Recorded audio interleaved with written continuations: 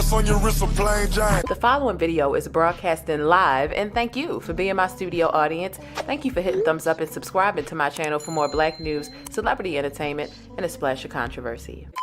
What up and welcome back. It's your girl Jane, the plainest Jane, and we got some syrup to get into.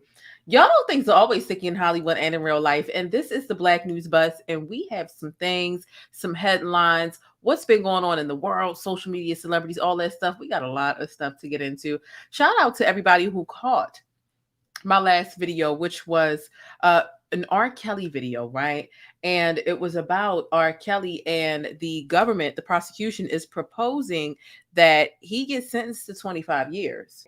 I read through that entire motion. It was a 31-page motion, and I appreciated all of y'all's support. I know how all of y'all be coming through and supporting my R. Kelly content. So thank you so much for watching that video. There are some things going on in these social media streets as we speak. News just broke about Saucy Santana. He got caught up in resurfaced tweets where he was poking fun of a very young Blue Ivy and calling her hair nappy. Also, some disparaging remarks about Beyonce. So we're going to get into that. Lori Harvey has been receiving more slander than Nick Cannon, and I just really don't get that. How is Lori Harvey a bigger villain than a Nick Cannon? Caresha and Diddy and this other random girl. I'm going to get into that and so much more. So listen, make sure you all hit thumbs up. Shout out to everybody in the live chat. And look, let's get ready for takeoff. Throw up them pancakes and hit thumbs up. Let's get into this stuff. The plainest Jane. This is one of my favorite comments here. She says, I loves me some black, and she said, loves me some black news. She says, is it just me, or does anyone else get tired of seeing people that don't look like them delivering info about them day in and day out?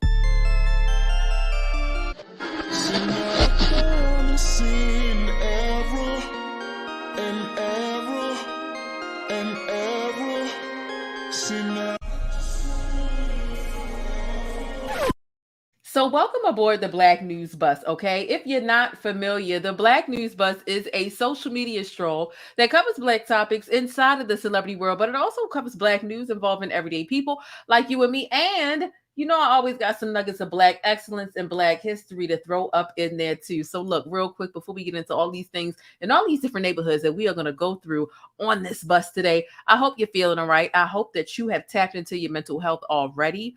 Hopefully you've already put some thought into your invisible problems and tackled what's going on in your world before you get to dibbling and dabbling and being nosy into other celebrities' business and, you know, potentially controversial issues that could be divisive, right? Because people land so many different ways when it comes to what's going on in the world, especially when we talk about the Black News Bus is about talking about celebrities and real news. And when we talk about real news, it can definitely be polarizing, although the celebrity stuff can be pretty polarizing as well. I know I got several new subscribers, and shout out to all of you. I want to thank you. All right. And before I get into breaking down today's topics and viral events, make sure you subscribe. If you have not already, thumbs up or down, either way, I appreciate it. But make sure you think critically and independently, regardless of what you hear from me or anybody else. Okay, so let's get right into it. I want to talk about Saucy Santana, and thank you so much for all the pancakes that I see in the chat. Listen, they make me happy, but they also make me hungry. So shout out to all of you all for throwing up them pancakes in the chat. Now, without further ado, let's get into Saucy Santana and why he's trending right now and why it's so problematic, what he did, his response, and all that other good stuff. Hey, thanks for letting me keep you connected and in the know with what's happening in the black world. Don't forget to smash on that like button for support and for more black news. All right, now, Saucy Santana is facing some backlash over resurfaced tweets full of hate towards Blue Ivy and some texturism. And really, if you want to be honest, it's really anti-black, right? To make fun of someone who was 2 years old at the time, Saucy Santana, we're going to get into some receipts and really pull back the layers on this really briefly, nothing too deep, right? I think that his response to this is more problematic than even what he said initially. Doubling down on hateful rhetoric towards a child is a bit much. And Saucy Santana performs in Houston tomorrow. You could say tomorrow, you could say today. This weekend, he's going to be in Houston at the Houston Summer Jam, okay? Not to mention, he just released a song that sampled Beyonce's crazy in love, right? So this is just not a good look for him, but I really want to get into his response. His response is more problematic, in my opinion, than the initial sentiments, right? So you seen me tweet a while ago. Saucy Santana said, what about Blue Ivy and Beyonce? Like, what's going on? Let's get into some of these tweets where people have screenshotted what he said in the past. We can see on September 17th of 2014, he says, I just want to be Blue Ivy, nappy headed, right? Then we can see him retweeting something that says, I'm sorry, but Northwest clears Blue Ivy. Have several car seats, Blue. I just said this yesterday, right? So he's co-signing and saying, I said this yesterday, basically saying that Kim Kardashian's child looks better. We're literally talking about two children who are under 10 years old. You saying one child looks better than the other? This is extremely problematic. Not you putting a Kardashian child over Beyonce's child. Not that any child should be over any, you know what I'm saying? But when we know the culture of vulturism that lies within Kim Kardashian and how she fiends for a proximity to blackness, and it seems like you're only just coming at her hair. It's not given, Santana. Santana, it's not given, but let's continue to get into what he has to say. Someone said, Beyonce with that pregnancy glow. Saucy Santana says, she looked dry to me. So this is what Santana had to say, right? Now, mind you, these are really just 3 tweets. And to be honest, it's just 3 tweets. And truthfully, let's keep it a buck. If he were to just apologize and be like, you know what, that was out of line. I shouldn't have said that. It wasn't right. She was a child. I was out of place. And went on about his business. I'm sure some people would hold on to it, but his response is worse than what was said. This is what I'm saying, right? So let's get into his response if we can, right? So let's get into this. First, let's get into what this individual was saying. I mean, a 2-year-old. There was so many people that were calling Blue Ivy's hair nappy when she was first born. Like, totally not cool. Not cool. She's a child. Whether she was Beyonce's child, the woman down the street's child, what are you doing calling a baby head snappy? Everybody got their struggles, and Santana, like, that just wasn't it. And not to say that nappy hair is not a struggle. And I said that to say that Santana has his own issues. What are you doing coming at a 2-year-old? Like, you don't got nobody your age. You know how people say pick on somebody your own size? Pick on somebody your own age. Like, what is that? Was very nasty. And coming from a black person, it's the anti-blackness for me. It's just not given. Let's get into this, right? She says, the way we was all rooting for Santana, especially during Pride Month, come to find out he got tweets bullying a 2-year-old black girl unprovoked about her Afrocentric features, as well as him trying to be funny on Beyonce's pregnancy. And instead of apologizing, he's deflecting. So I want to get into his response. This was her quoting a tweet from him, right? But he said a lot more. There's several more tweets that he gave. He says, fake woke ass bitches. People don't care about old tweets.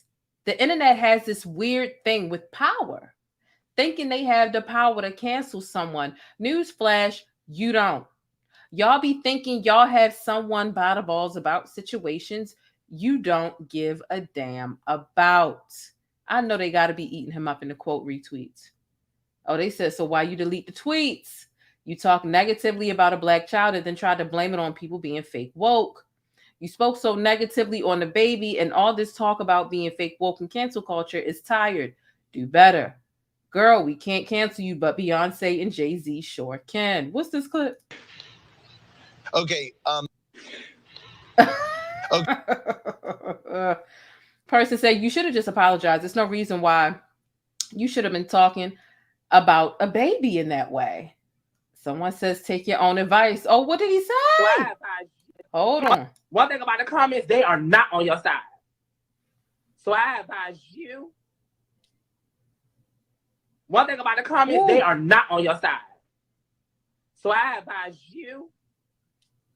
One thing about the comments, they are not. I knew the quote retweets were going to be eating him up. RCA got the worst PR teams, and it shows people care about old tweets. That's why your old tweets, the one you just deleted, are still circulating. Blue Ivy was 2 years old and attacked mercilessly. What you said was foul as fuck. Now you want to mention B, not apologize, delete tweets, and now her fans are out of order. They said stop it.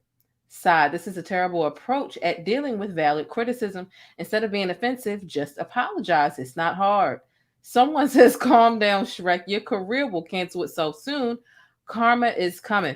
So let's get into some of his other responses when we go to his page. Now, I screenshotted them. They might be still here. Let me find out he deleted some stuff right before I went live. I know you lying. Hold up, because it was more than just this one. So I'm gonna have to pull it up. I'm gonna have to pull it up in my phone. Let's read this one here, and then I'm gonna pull up the other ones. It says, it'd be the people in the comments trying to force you to apologize or say sorry. To who? To y'all? If I did something to offend someone, I should apologize to them, not you bitches. I told y'all think y'all got power over people, but go ahead. But the fact of the matter is, you did this, Santana, in front of everybody. You did this in public. So what, you gonna go apologize in private? That's a little weird. It's beyond weird. It's beyond weird. So what I'm gonna do is I'm going to go ahead and I'm gonna pull up. He deleted them that quick. I ain't even been live for 13 minutes and he deleted them. I only had just screenshotted them right before I went live. Golly, is he feeling that guilty, or did he get a call? Did his label tell him to delete these tweets? I don't understand why they got deleted so fast, but let's get into it. Let's go right ahead and get into it. This is extremely interesting. All right, so let's go ahead and pull this up. Let me go ahead and get this right here on my phone. All righty. Okay, so here we go. Damn, he deleted that quick. He deleting a lot of stuff. If you don't feel guilty, why are you cussing people out while deleting stuff?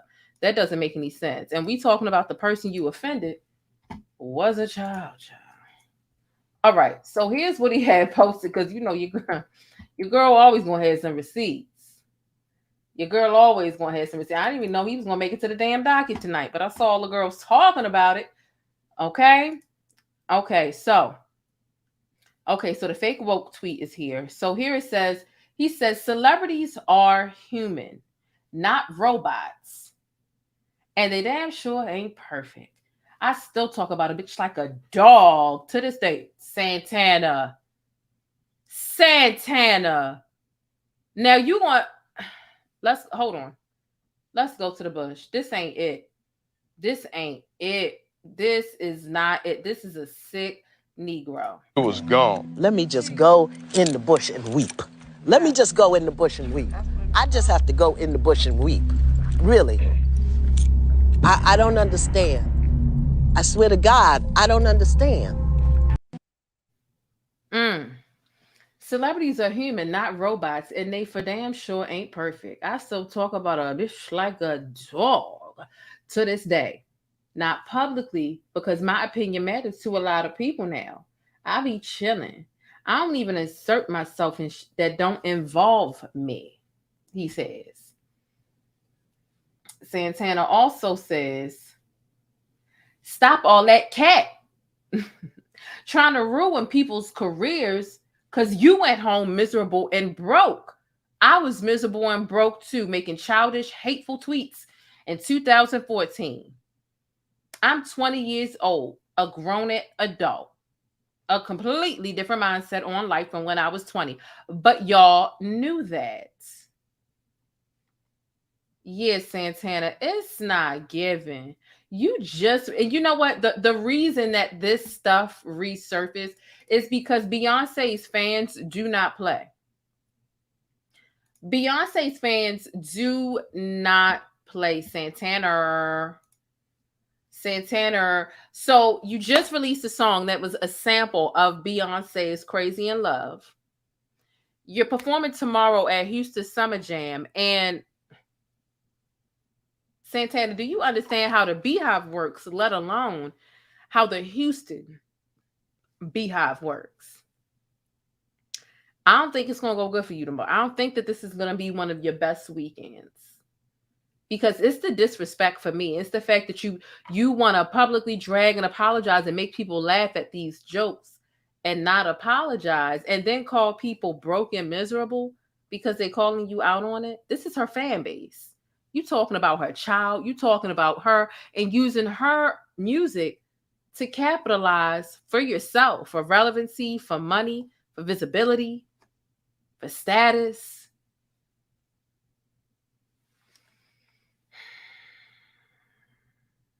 Santana, it's not looking good. It's not looking good at all. You also had a friend who was trying to warn you about this situation. Let's pull this up as well. So there was somebody that was, his name is Beat King, trying to help him, trying to help Santana out before he goes to Houston Summer Jam tomorrow, but he didn't want the advice. Let's take a look. Make it a little bit bigger so we can see. So someone said, this is a friend of his, right? Beat King says, man, Saucy, bro, you need to just apologize on stage tomorrow at the Summer Jam because you got a whole show in Houston tomorrow. And the Houston Beehive hit a little different. Here goes Santana.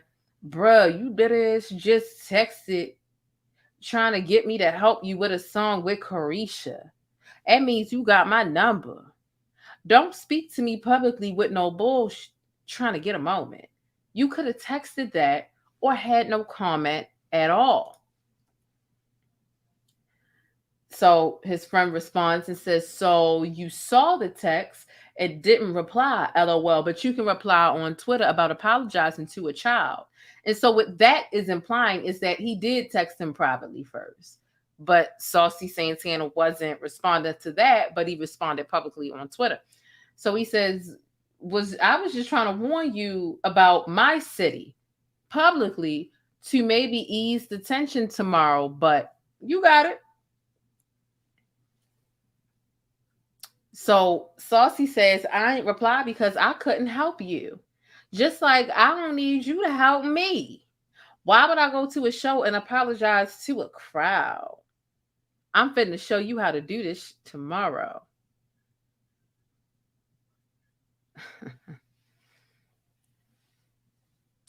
Baby, the fact of the matter is, do not talk mess about Beyonce. Better yet, we can even keep Beyonce out of it because you throwing shade towards her pregnancy glow, right? And I just don't understand men trying to take attention away from shit that's exclusive to women.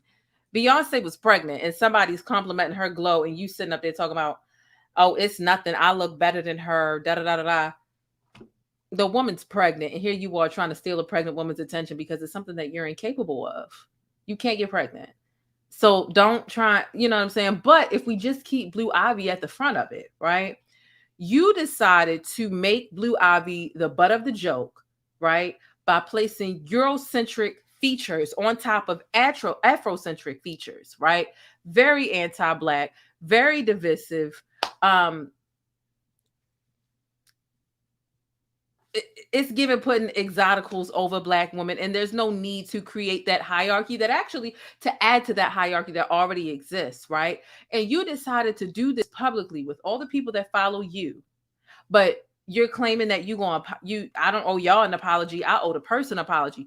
No, if you make an ass of me or my kid or anything or anybody in public, that's how it goes. You don't get to, with a megaphone, make a joke about someone and make fun of them and drag them. We're talking about a 2-year-old child. You don't get to publicly degrade and make fun of them and then whisper the apology. You yell the insult, so you need to yell the apology in the same manner that you dished the disrespect. The apology needs to be just as loud and issued in the same manner as the disrespect, period. You're going to Houston tomorrow. I don't understand what's so difficult about apologizing to Blue Ivy. I'm not even sure Beyonce will even let her see this. Blue Ivy might not even find out until she's 15, 16 years old. We don't know. But, for you to be cussing people out and doing all this, I make fun of, it's not given. It's not given. And, black grown women have to deal with enough, let alone for the whole internet to be literally calling Blue Ivy's hair nappy and everything else. And then for Santana to chime in and then to sample the child's mother that he was making fun of, to sample her music. I don't know if something can be done. I mean, it's Beyonce, but if I was Beyonce, I would definitely, without a doubt, make sure that he was penalized for using my music after making fun of my child in that way. And, sampling that's not my area of expertise, where I know all the ins and outs and, how you can come after people. But, Saucy Santana, his response, it wasn't giving anything at all. And the comments have been eating them up as they should. If he was talking about another grown woman, it'd be a different scenario, right? But we talking about a child. We're literally talking about a child. And it's just not it. Again, the tweet that really gets me, that he didn't delete it. Thank goodness I done, screenshotted it, is I make fun of people and I do it. Let's go ahead and read it, right? Celebrities are human, not robots. They ain't perfect. I still talk about a bitch like a dog to this day. Not publicly. I be chilling. You know what I'm saying? Like, you need to apologize to a child, and here you are. I still talk about a bitch like a dog. It's weird. It's beyond weird. And then you calling people fake woke, and then you come up here calling people broke. No, they're prompting you to apologize about trying to degrade a child with natural hair. What did you want, Blue Ivy to get a texturizer or a perm to make you happy? I'm not sure what reason you decided to rate baby. I just find that to be weird. Like, even when Rihanna had the baby, and I think they were comparing Rihanna's baby's net worth to one of the Kardashian baby net worths, Stormy or something. I can't remember which one, but it was like, Rihanna's baby has a higher net worth than this person's baby. And it's like, why are y'all ranking babies? Has a net worth of 1.5? Like, it's just weird. Leave people kids alone. 2-year-olds. I mean, hell, there was some people that felt some type of way about folks coming at Bronny because he was 17 years old going to prom with, a white woman, a white girl, right? It was prom. But you had people, leave people kids alone. Bronny's 17 years old, and people are leaving a 2-year-old. If you are that miserable that you are making fun of a 2-year-old, you need to seek help. You really do. There's nothing wrong with natural hair, especially when you're 2. But nonetheless, for real, we go through enough. Beyonce deserves to go after him. If it was my child, I would blackball. Child, someone says, I'm sure he had to pay for the sample and it cleared. If not, he'll pay. Yeah, that's true. How he ain't even a woman, that alone annoys me. How you a whole man dragging a little girl and taking shots at a pregnant woman. So it seems that you ain't banging with Beyonce or Blue Ivy. So why are you trying to ride her beat? To get money, fame, notoriety, to get some music out here, material girl. What's up, material girl? Material anti-black girl. Trying to figure out how to make that really go tempo wise. I didn't know he didn't mean it complimentary, but I can't wait for the day for us to recognize nappy hair is good. Nappy hair is good hair, but for a black man to use that, and again, it's the way I'm sorry, North Clear's Blue have several car seats. Like, they adults and they walking the runway. I could see if you said Naomi Campbell cleared Tyra Banks in the da-da-da. They're grown woman in a certain profession where their sexiness, their attractiveness, their, you know what I'm saying, their physical appeal. That's when you compare grown people like that. This model cleared this person, or we talking about two children. North cleared blue and her hair is nappy. Get a grip. Get a grip. Get a grip. Someone says, well, the Hive is about to show him how they do things tomorrow. He's clearly a misogynistic queen. Whole aesthetic is feminine, but he clearly hates black women. You know, that's what it's given to me, right? That's my opinion and my thought about it. I'm going to see how the rest of it continues to play out, right? I know there have been several people who have made fun of Blue Ivy, but some of them have really just come forward and apologized. I'm going to see how it unfolds, and we'll go from there, right? First, Kevin Gates coming at B, now Saucy. Oh, the Beehive is going to tear him up. Yeah. It is interesting. Someone says, I think he's mad because Ivy is worth more.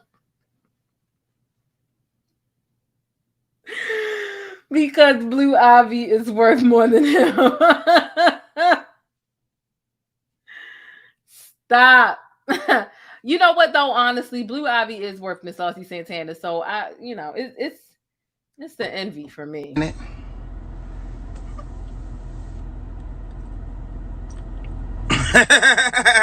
Anyway.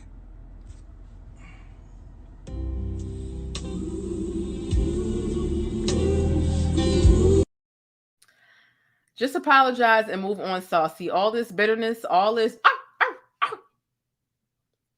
It's not making no sense. It's not adding up. And people really appreciate seeing remorse and a flat out apology rather than deflection and aggressiveness and blaming people and calling people broke and so on and so forth. People really appreciate, genuineness. So that's just that situation. Any and all thoughts, make sure you keep it sticky and real down below. Whether you're on the bus, which means you're in a live chat, or whether you're chasing the bus, which means that you are catching the replay. I want to know how you feel about it down below. Okay.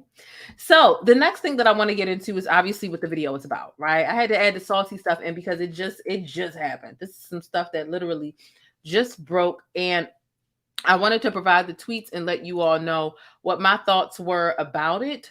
But let's get into what the video was about, right? We talk about sexual economics, and we have a couple of trending topics, and I think the three of them merged together. There's actually a couple, right? Kevin Samuels was literally trending on Twitter the other day because of Lori Harvey. Like, Lori Harvey trending over the Michael B. Jordan breakup literally had Kevin Samuels trending because it has so many of the lost kittens, right? There's so many of the Kevin Samuels clan, his followers who were in their feelings over Lori Harvey, not being sad, not settling, and not suffering, right? They're so used to seeing women sad, settling, and suffering that it bothers them. So it brought up the whole high value conversation and so on and so forth.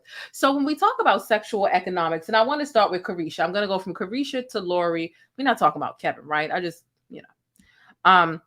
But we're going from Caresha to Lori Harvey to Nick Cannon, right? Because the differences are so stark to me. And it's mind-boggling, but it's not. Like, it is, but it ain't, but it is, but it ain't. So we talk about Caresha, right? And listen, Caresha is in the midst of this throuple. They a throuple. Like Caresha, Diddy, and this, I call her a knockoff Cassie, right? And because she definitely does look like a knockoff Cassie, although she looks more Asian than anything. So there's this like back and forth going on between who's really with Diddy, who has more of Diddy's love, who has more Diddy support, who does Diddy care more about. And it seems like these two women are literally fighting online over Diddy's love, affection, whatever the case is. And listen, here's my thought about it, right? And let me know how you feel about it down below in the chat if you've been watching this play out. Who do you think? Hey, Deetra Jackson, I never catch you in the live. I always catch you in the comments afterwards. But let me know what your thoughts are about Caresha going back and forth with this girl, right? Here's my thought about it. When we talk about sexual economics, right? The definition of it is exchanging sex for resources. It's a very simplistic definition. It really is. And there's a difference between sex work, prostitution, and sexual economics. So let's break it down and let's not move extremely slow, but let's just talk about it, right? Diddy has made it abundantly clear to both of these ladies, to Caresha and to the other woman who is Gina, that he's actively dating, he's single, and he's ready for love. And if we want to talk about the actual definition of dating and seeing one person at a time exclusively are two different things. Dating means that you're exploring your options. That's what it means. You're exercising your options. And mind you, options is plural. You're seeing more than one person at a time because you're not locked down to anyone. You know, if you are exclusively dating, that is something that you make known to one person. You feel like someone deserves that. You all have a conversation and you feel like there's something that warrants for you to shut down everyone else to simply be with that one person. So Caresha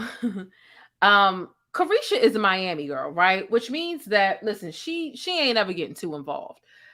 The reason why I say Caresha and Lori Harvey, because I just don't oh, wait a minute, hold on. Famecom said what? Lori is and always will be for the community. Any man who takes Lori seriously is damaged. Any woman who takes Nick Cannon seriously is damaged too. Lori Harvey ain't been with half of the men that Nick Cannon has been with when it comes to men. And it's just so crazy. It's like we are some elements from the 50s and when black and white television was around, some of those elements won't go away.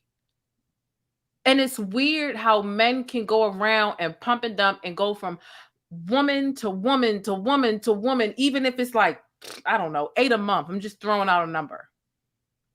And that's fine. They won't lose a lick of support. They'll have hella toxic men, upholding that and still have hella women throwing themselves at them. However, if you see a woman that even has half of the body count of a man as toxic as that, they're deemed as community and disposable. I think the only thing with Lori Harvey is she's in the public eye. She's 25 years old. I don't recommend any 25-year-old be locked down to one man unless they both agree to it, right? Which her and Michael were. But in the last, 5 years, we've seen Lori with 45 men. That's like dating one man a year. We're not talking 4 men a month. We're not even talking 2 men a month. We've got Diddy.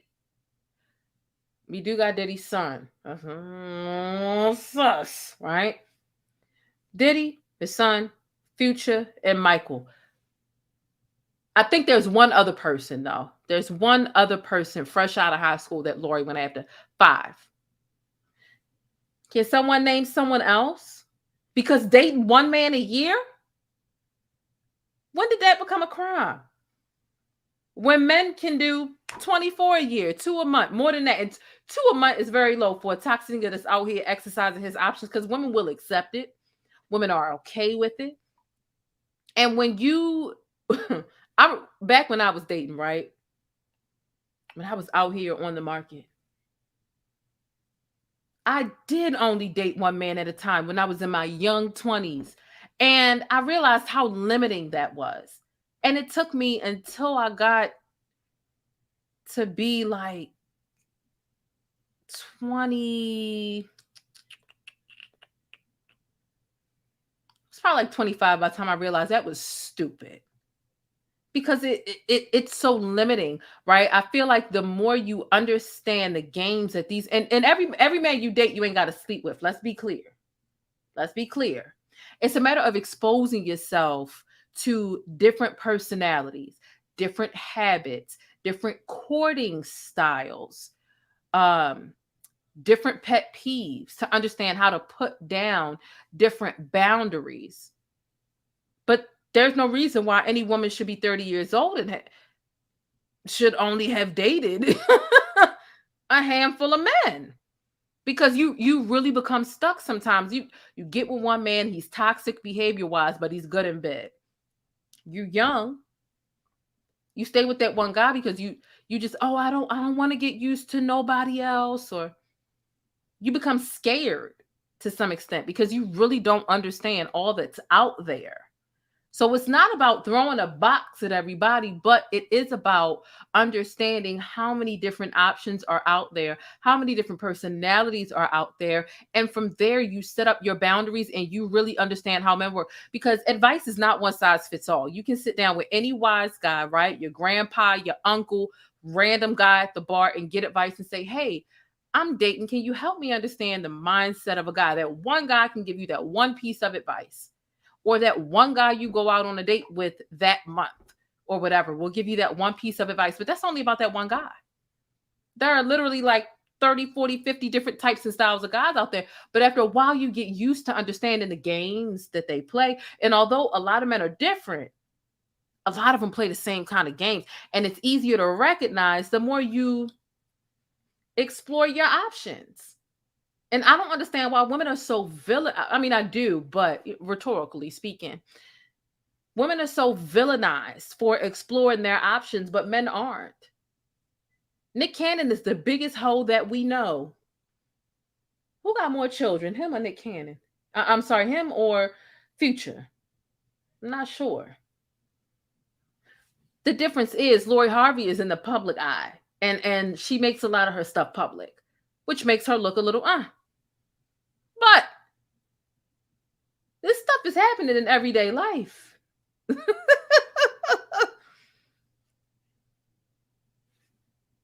They said it's a tie between Future and Nick. This stuff is happening in everyday life.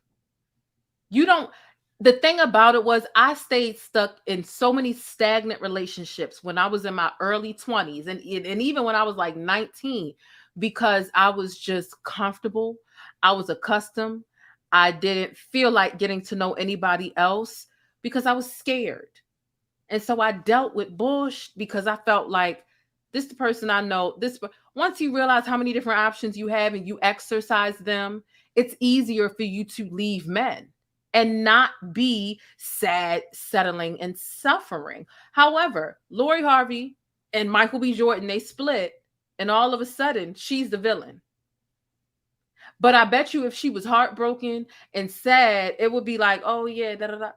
They're not used to seeing women happy after a split. They're not used to, and honestly, men, it don't even matter if it's the man you just broke up with or the man you're not with anymore, or just men from the outside looking in. Men do not like to see you happy after a breakup. And if you are happy and focused on self after a breakup, oh, best believe they're gonna call you every name in the book. Oh, how you just not say you just moved on. I'm just minding my business. It's over. You were toxic. That was toxic. But men are the ones that are to be expected, and it's to be in society. It is to be understood that a man, it's over with a woman, he's gonna be on top of the next woman tomorrow. But a woman is supposed to be heartbroken and take longer to move on. And if not, let the name calling begin. Let the judgment begin. Let the incorrect general consensus begin. It's baffling to me because there's no woman that has a media career that works in television and media who would be able to have 2 babies a year, right? Well, it's impossible. Is it impossible to have? It's impossible to have. It's impossible to have 2 babies a year. But Nick Cannon is a hoe. He's just a male hoe and a sloppy hoe with that. There's no woman that would have the work, the consistency, and still have the respect and support that Nick Cannon has. Women wouldn't be able to do it, but Nick can. Listen, I'm telling you, you will feel stuck with a man if you refuse to explore your option and know what's out there. You're gonna feel stuck. You're in a box. Do not limit yourself to only dating one man. If y'all haven't had a conversation about exclusively dating, if you don't feel like he's earned that, if you don't feel like there's anything promising there's so many times that as young women, we just feel like, oh, I don't want to break this off because I don't want to seem fast, or I don't want to see. And then you end up dealing with whatever level of uncomfortability you're dealing with in that relationship because you're afraid of how society is going to look at you. Meanwhile, you're suffering on the inside. This man, y'all don't mesh. You know what I'm saying? His representative has wore off. And you know, the representative is different than a person. You start dating someone, they're giving you the representative, right? And that's why it's important not to tell people everything that you're looking for, all of the stuff that you fall in love with, because then they're really just going to morph into that person that you describe. But at some point, when you reserve a certain amount and only give them a couple of bones, the representative is going to wear off after a while, whether it's 1 or 2 months. Some men are good. They can keep their representative in the facade of who they want to present themselves up for 6 months. But sometimes after that representative wears off, you just realize, like, this is not what I want. But sometimes when we don't want to hurt the man's feelings.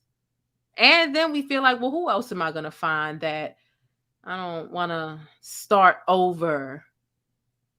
It becomes easier to start over when you begin exercising your options. And when men understand, listen, we're dating, which means I've had 2 dates this week. And when men understand that they're going to work harder to try to be like, listen, I just want it to be me and you. And if you can be man enough to say, I just want, because if we're just dating, that means you're dating other people and I'm dating other people as well. If they understand, I just want it to be me and you, they're going to step up to the plate and do a little bit more that's necessary to really get you on that one-on-one basis. So look, it's a double standard. I just don't understand how Lori Harvey is catching more flack. No kids, right? We have no outer evidence of irresponsible sexual behavior. Whereas Nick, on the other hand, come on now. Come on now. Someone says, look at the difference between Kiki Wyatt, who had children while married, how she's treated, versus Nick Cannon dropping off kids everywhere. Listen, this is a point that I want to make, right? Circling back to Caresha, sexual economics, because I believe that Caresha and Lori Harvey, they both understand sexual economics. Sexual economics is not prostitution, right? Because, and again, sexual economics is literally just exchanging sex for resources. That's it. Listen, if you haven't hit thumbs up on the video yet, make sure y'all hit that button. But look, Caresha, she's not getting too attached to Diddy. Diddy is literally a sugar daddy for her. And sometimes when you're single, listen, all the time as women, when we're single, we're not just not having sex. We're not. I might be single. I might not have been in a relationship in a while. That don't mean I'm not out here fucking. Casual sex is a thing. And it's not a crime, and it's not a bad thing, and it doesn't make you a hoe. It doesn't. But when it comes to casual sex, sometimes it'll come with headaches and heartbreak. Sometimes. Because listen, sometimes us as women, listen, I've done it before. I'm like, you'll end up having casual sex with a guy. And then blocking yourself off. I'm not going to deal with nobody else because I really like him. If y'all haven't had the conversation about, because you'll end up getting your feelings hurt, cutting off all your options for him, and y'all ain't even had a conversation about that. Meanwhile, all his options are wide the hell open. So, you know, when you're having casual sex, it's like, listen, you could do it for the free. You could. And get nothing in return but headache and heartbreak. Or, you know, sometimes it's benefits. Some people call it friends with benefits or, you know, whatever the case is. We talk about sexual economics. It is exchanging sex for resources. In the case of Caresha, it's obvious what she's getting. We can see it. That's why I feel like Caresha is smart. This other woman on the side, she posting a picture of Diddy's hand on her breast. Today, like, girl, you posted a side chick selfie over everything, all of the benefits that Caresha is getting from this situation. He is a sugar daddy. Diddy is going to dry up soon. He's going to dry up soon. Okay. And the benefits that Caresha is getting is the show, the podcast. Hell, it's on Diddy's network. Diddy owns Revolt. The show, The visual aspect of it is available on Revolt, but it's also a podcast on Apple Podcasts. It just so happens to be #1 on Apple Podcasts right now as well. Diddy is literally supporting her dreams and helping her get all of the relevancy, the social currency that she needs as a city girl. Let's keep it above. We talking city girls, they're not that talented. They're relatable. They're more relatable than anything because there are a lot of Black girls, Black women from this city who get down with that dialect, that demeanor, that communication, that delivery, that lifestyle. Caresha's got kids, baby daddies. She's more relatable than anything. And so it's the social currency and the relevancy, the visibility that is awarded to her via being alongside Diddy. She don't care about that other girl sitting over there, that other girl competing with her, and it's nothing. Diddy not only gave her a podcast and a show on his network, but he also helped her launch that show and podcast by being her first guest. And it's #1 right now. It might not remain #1, but it's a damn good start. And having an artist like Diddy, a former artist, whatever like Diddy, there's no telling who else is gonna come behind and really set the tone. This is some really big stuff. Now, Gina is the other woman that Diddy is dealing with, and it's like her and Caresha are, competing back and forth and got this whole, whatever's going on. Listen, Gina also put out a song. It's trash. Oh, it's trash. I mean, it's hot, boiling garbage. It's dumpster juice. For sure. Diddy's not posting that song. he's not pushing that song. All she got is side chick blurry selfies, no professional photos, no public outings. And he still is, listen, he makes it abundantly clear. I'm dating, I'm single, and I'm ready to love. I want to find someone. Meaning both of you are disposable. However, Caresha is getting benefits over here. She's getting resources. This is helping her career with the City Girls, with the podcasts, with the relevancy. Caresha, the City Girls are literally a household name at this point. And I never thought I would say that because when they first came out, even as much as I would say this time last year, I wasn't buying that they would ever be as relevant as they thought they would be. However, Black woman, I don't mind being proved wrong in this instance. Get it how you live it. Get it how you live it. This is elevating her for sure. And again, you listen, when you're dealing with a sugar daddy and an old man like Diddy, how old is Diddy? They said, so she's his favorite sugar baby. Yeah, absolutely. It's very evident. It's very evident. I mean, because some women, they have casual sex or whatever. They spread their legs and they get nothing in return. They just get an itch scratched. Other women, they feel like, listen, if I'm giving you my sunshine, I need something. And again, it doesn't equate prostitution, but it's like, listen, if I'm giving you sex, you need to give me something. I need something in return. Caresha's getting it. This other woman ain't. Someone said Diddy is 54. Well, I see, 54, 52. I see 52 because I see 69. Damn, Diddy. Diddy ain't gonna be relevant for so much long. And you know what? Pleasing old men, it's really not difficult. They really just want a good-looking companion. They want somebody good to look at. They want companionship. They want great conversation. And they don't mind giving you a little something, something. If they getting a little something, something.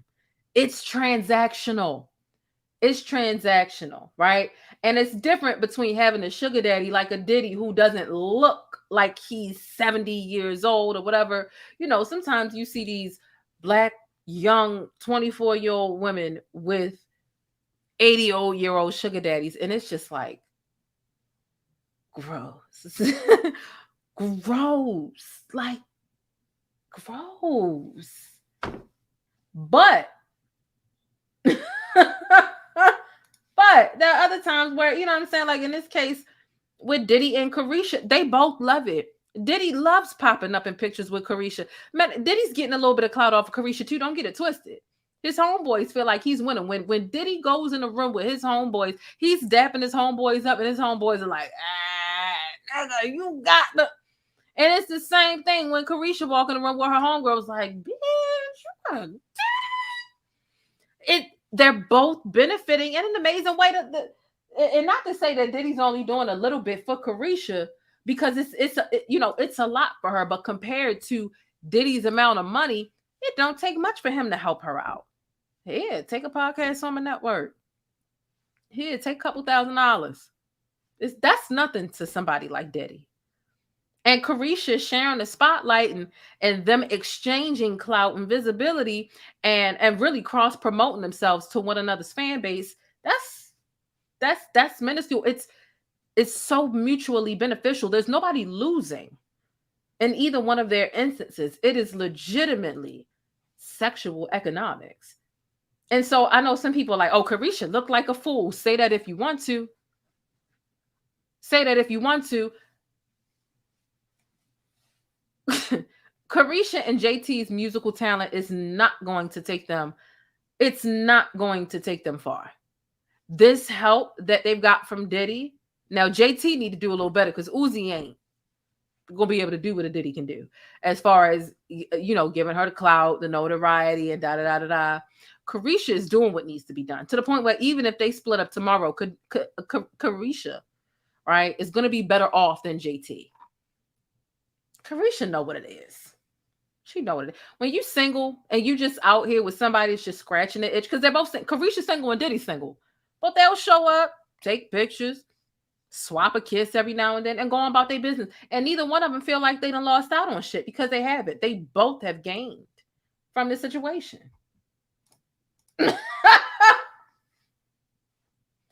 Yeah, she's using her environment to elevate. And Diddy feels like he's in with the in crowd. Caresha's young. She's hip. She's cool. Her body is on point. She's beautiful. She's very relevant right now. It helps Diddy tap into a new market. All of Diddy's legitimate fans are just as old as him, if not 10 years younger. But again, Diddy is 52 years old. So 10 years younger, that still leaves him with a demographic that's about 42 years old. Gen Z can't name a whole bunch of Diddy songs, if any. However, Caresha's fan base definitely knows who the hell Diddy is now, and vice versa. It's mutually beneficial as hell. As hell.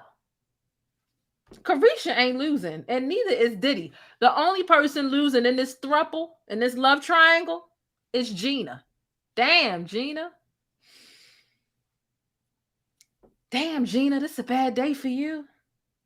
I saw you post that picture today with that hand on your titty, Gina. What is going on with Gina today? Whew. But, again, when we talk about social economics, like that's just what it is. If you make a certain amount of money, or if you're here when it comes to economics, money, whatever, and you're sleeping with a man, or fuck it, you know what I'm saying? You're single, you're getting casual sex, and you're sleeping with a man that's here, and you just get up from the bed and it's just like, all right, that's it.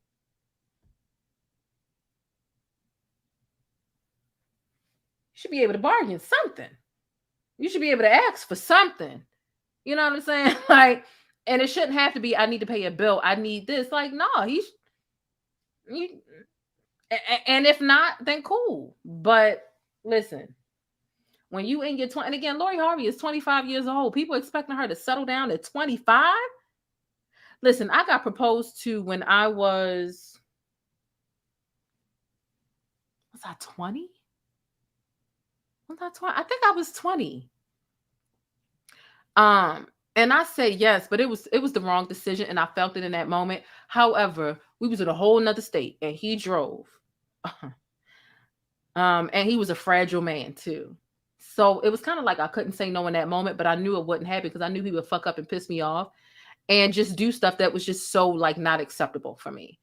And at 25 years old, it is definitely okay to explore your options. Okay. Was Michael B. Jordan settling down and trying to marry somebody at 25 years old, or was he out here living his best life, experiencing all the different women that he could?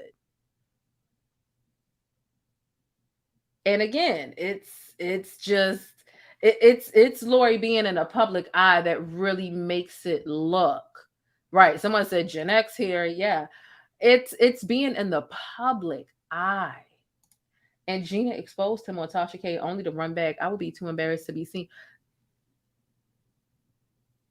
Gina can't even keep her mouth shut. See, and that's the thing with Diddy in Miami. They know what it is. Miami not running to go tell dirt to a blogger or a publication, and Diddy ain't doing the same. They know what it is. We not together. Cool, you single. When we link up, this what we gonna do. We gonna take pictures. We gonna make this viral image, right? We gonna go viral, and we gonna go our separate ways and do whatever. Diddy ain't the only person that can reach your fucking right now. Please believe me. But you know. Okay, he's right. He's 10 years older than her. And not that a 10-year age gap is so bad. Been there, done that. But sometimes, you know, especially with the 10-year age gap, like 25, 35, you're definitely in different places. Now, a 35, 45 age gap is different. But a 25, 35 age, 10-year age gap, it's like you're still curious, and it's not even just a matter of curiosity. If you're just not cutting it for me, and if I don't want to just cut the world off for you, then yeah, I want to see what else is out here before I just, if anything, it seems like 10 years is not bad, but I'm saying it depends on where it lands. Again, a 25 to 35, right? One person's 25, especially if the woman's 25 and the guy's 35, y'all are in two different spaces. The guy is quicker to want to settle down, but a woman that's 35 and a man that's 45, that's a different 10-year age gap, which is potentially more compatible because by that time, now the woman does want to settle down. But 25, that's like college age. Whereas though, you know what I mean? So, and like I said, I've been there, done that. Matter of fact, I've had age gaps bigger than that. So let me just put that out there. But, for people to villainize her because she's 25 and she don't just want to marry him right now, tomorrow. If they're not compatible, they're not compatible. It's cool that they're not on the internet spilling one another's nasty information and different things of that nature. But like I said, with Lori Harvey, it's just a matter of her being in the public eye. And it seems like she likes the public eye. And I'm not sure if she fully understands the risk of sharing everything and every partner that she's with. I'm not sure if she quite understands that, but maybe now she does. Hopefully she's young. And hopefully she's learned something from this situation. But like I said, it's just a shame that some elements of the 50s won't go away. Women are expected to be sad, settling, and suffering. And that bothers men, that we're not dating them for, years at a time. If we're not truly satisfied, we're expected to stay loyal, even if we aren't happy. We're expected to not break up or not leave the relationship, even if we aren't happy. And listen, our grandmothers dealt with a lot of crap, but that's because, social media wasn't out there. So they were only subjected to the men in their vicinity. But we were taught, as Black women anyway, we were taught to deal with a certain amount of bullcrap. We were shown that we were going to stay regardless. I know my grandmother in particular literally has denture. Matter of fact, a couple women on my mother's side of the family, older women. Some still here, some not. Lost teeth, dealt with abuse, wear dentures. They've been pushed down the steps and beat up on because teeth them been knocked out because they stayed with no good men because they were so scared to start over. They were scared of looking like a hoe or a slut. So they dealt with abuse because they were scared to break up with somebody. That's what our grandparents taught us. That's what our parents taught us.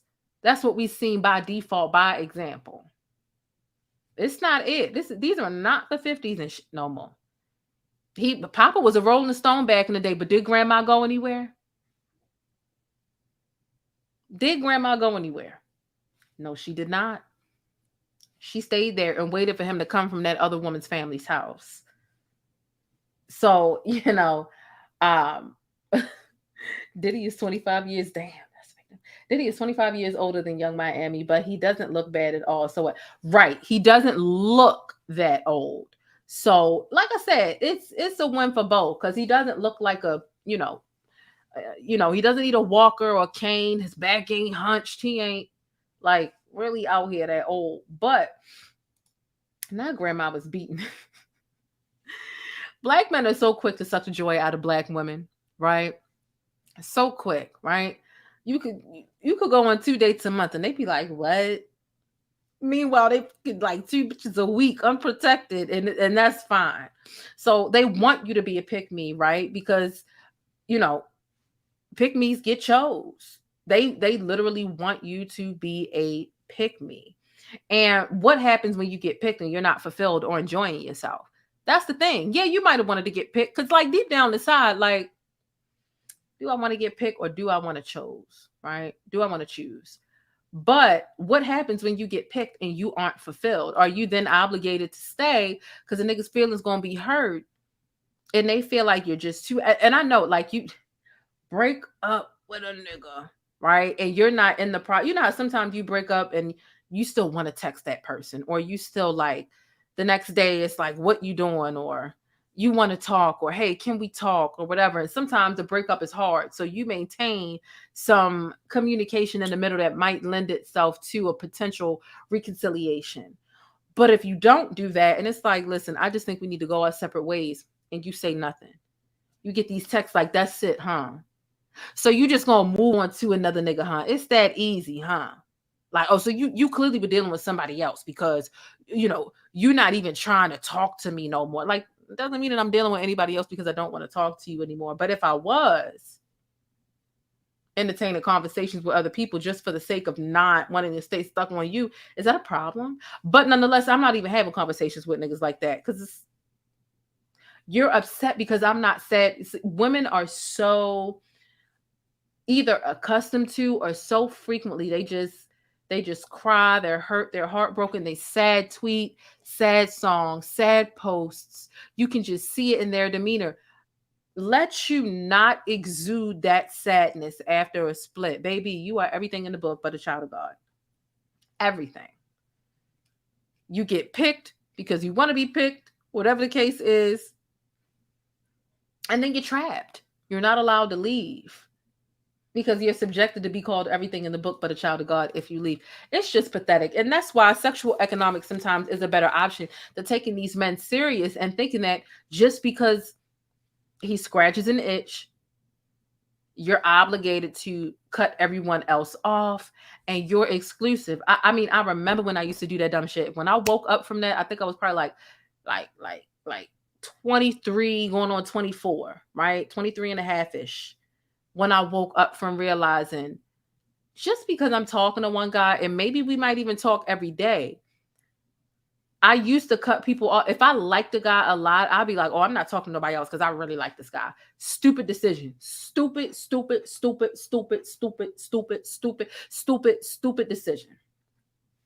100%. If your needs are not being met, if that man hasn't shown you that, listen, I want it to be you and me. I don't want to deal with nobody else. And I don't want you to deal with nobody else because I want to court you. I want to be with you. I want to start taking this thing serious between you and I. If he's not man enough to even say that I'm interested in trying out being exclusive with you, then it's not worth being exclusive to him without a conversation.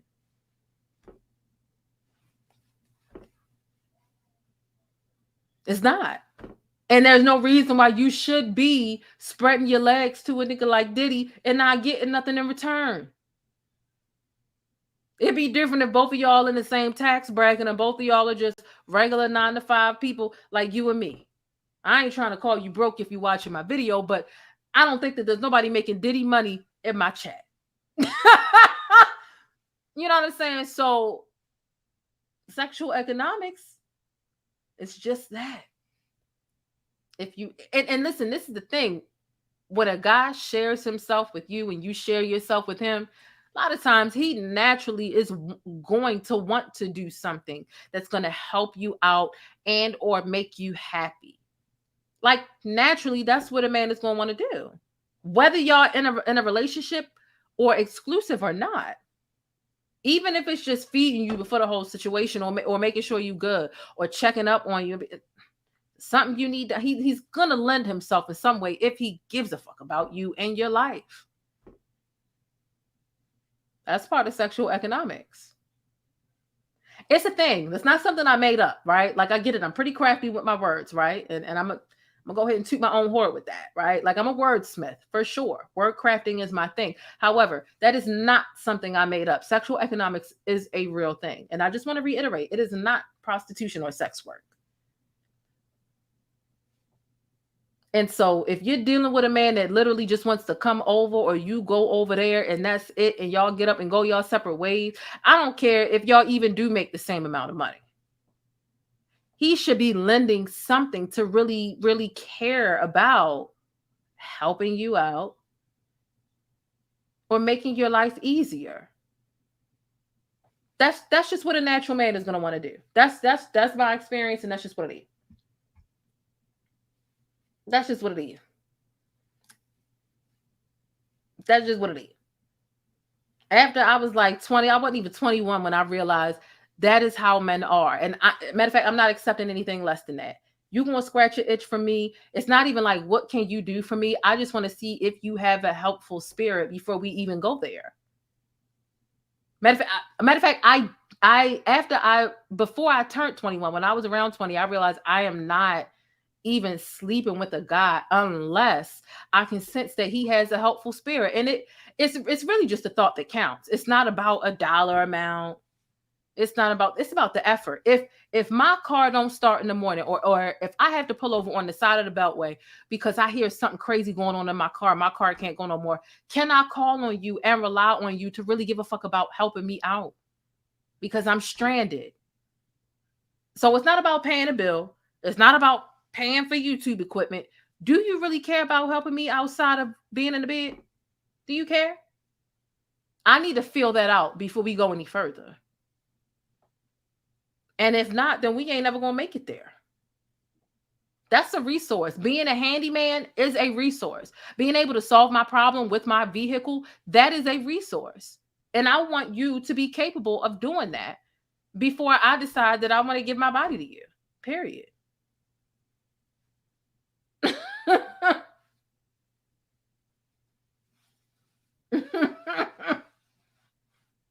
That's it. They said, I like Diddy for Caresha because he pays her as he should. Okay, old man, like you want a young, hip, fine thing, and you got all that money. The little bit of change he giving Caresha is literally 2 cents in a bucket for him. Why can't he? Why should she just come over there and not get nothing and still have to fend for herself to figure out a way to be relevant when the clout that she gets from him is free? You know what I'm saying? Like the pictures and the notoriety and the visibility. That's something, that's a resource in itself for her career. Add that to the leverage she has as a person that's a Black woman in the music industry. Come on now. Like it's not really about money. Resources doesn't mean money. It could mean skill set. You can have other things to offer that don't even have a dollar sign attached to it that is beneficial to that other person. That's what it's about. That's what it's about. I've had men, make calls. You know what I'm saying? I quit a job because it was just like, you know what? This job is irritating. I used to work for a racist. I finally quit, and, had a man be, well, where do you want to go? How can I make some calls to help you out? What area are you trying to go in? Trying to go into the financial institutions? You trying to go here? Told him, boom. He made some calls. He said, listen, you got to interview here, da-da-da-da-da. I'm like, damn, because I'm so depressed because I quit my job after 5 years, realizing I just can't work for this man. That's a resource in itself. Your network, your connections. How savvy are you? Like, come on.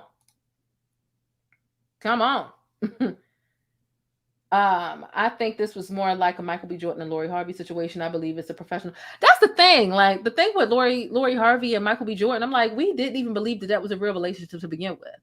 We believe that it was either contractual and or she was a beard.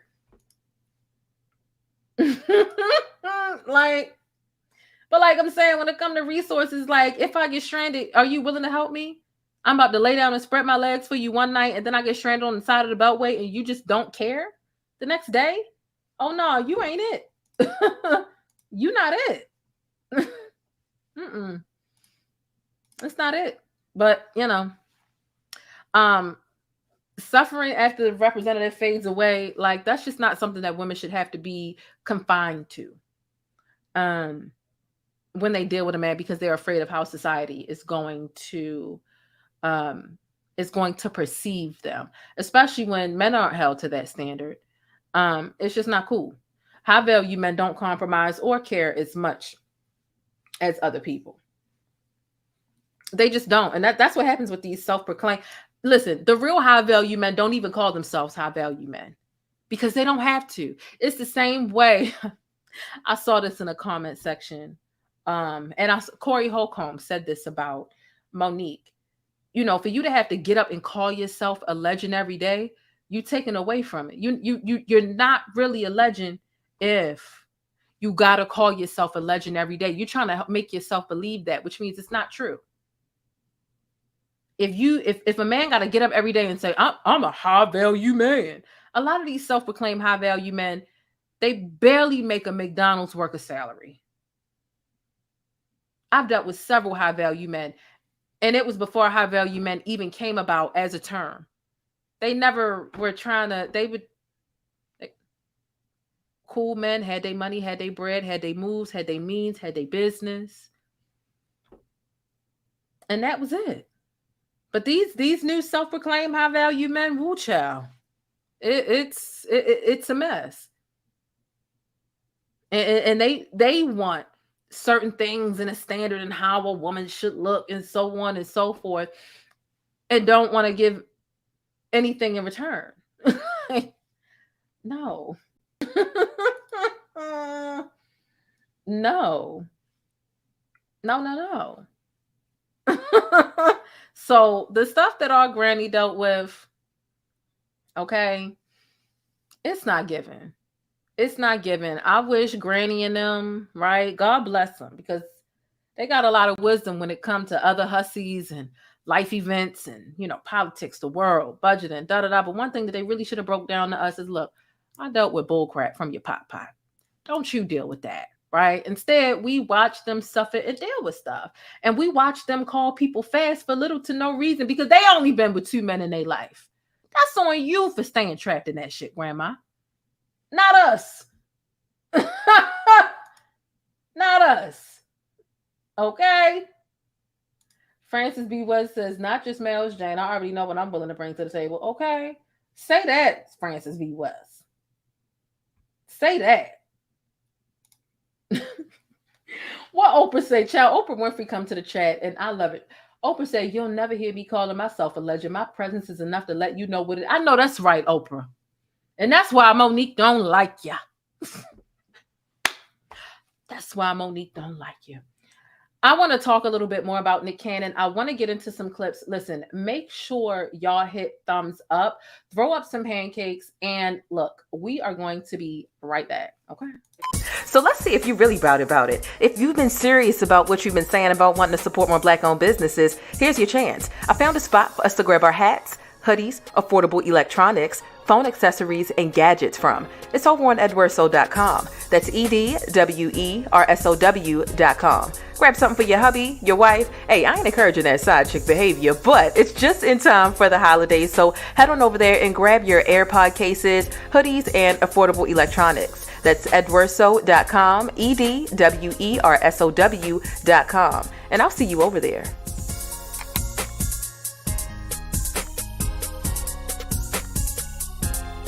It's time to face it, boo. Your product needs more exposure. If you want to see your ad here on my channel, be sure to shoot an email over to yt.theplainestjane@gmail.com and let's chat. But if you're new in my neighborhood here on YouTube, hey, I'm the Plainest Jane, and I provide coverage and commentary on trending stories, viral events, and Black culture. I definitely appreciate you stopping through and hitting that subscribe button if you like more of my particular brand of syrup.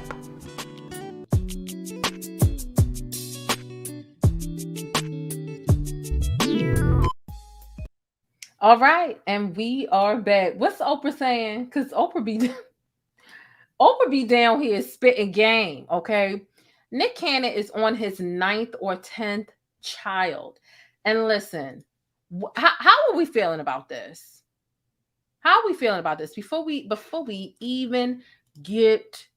I even tell y'all about it, I feel like we got to start off and go to the bush and weep with this one. Because what is going on? This is how I feel about it. I found this picture of Nick Cannon. I said, well, this is exactly how I feel about you having all them kids. Yeah, you sitting up here looking like this. That's how I feel about it. How are y'all feeling about it in the chat? Do y'all feel like it's a mess? Do you feel like something's going on? Why do you feel like he's doing this? Why do you feel like he's doing this?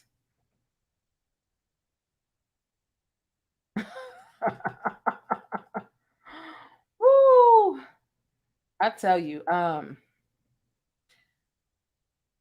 Diddy's other side woman, Gina, is having a really bad day today. Why is Gina having such a bad day today? That is crazy to me. Nonetheless, let's really talk about Nick Cannon and all these churn. Let's see what y'all saying. You know what? I didn't want to say it myself, so thank you for putting it on the screen, because I do feel like something's going on. I do feel like something is going on, that he is spreading these seeds all over the place like he's a gardener. Like, well, you know what? He is a hoe. So that is a gardening tool. God damn. That's something else right there. That is something else right there. But nonetheless, what's the deal with Nick Cannon? Now, I want to get into these clips, because he says some very questionable things. He talks about why condom use is a thing of the past for him, while he speaks on having more kids. And Lord have mercy. What else do y'all say? Not shady cakes. Wait, what's going on? Why the shady cakes? Why the shady cakes?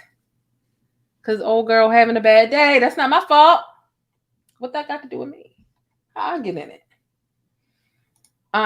Let's hear what Nick Cannon. You know what? Let me keep it small, because I don't got time for Angela Yee to be trying to come for me. But I do want to let y'all listen to what Nick Cannon has got to say.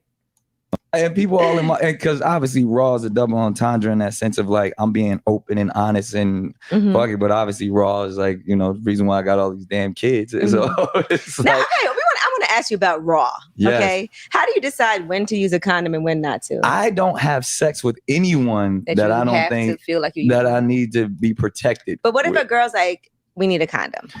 Then then we need to step back and have a different kind of conversation. Yeah, because why? Because like, now again, y'all should have had a different kind of conversation from the start. He making it seem like if a girl says she need a condom, whoa, we need to step back and have a different kind of talk.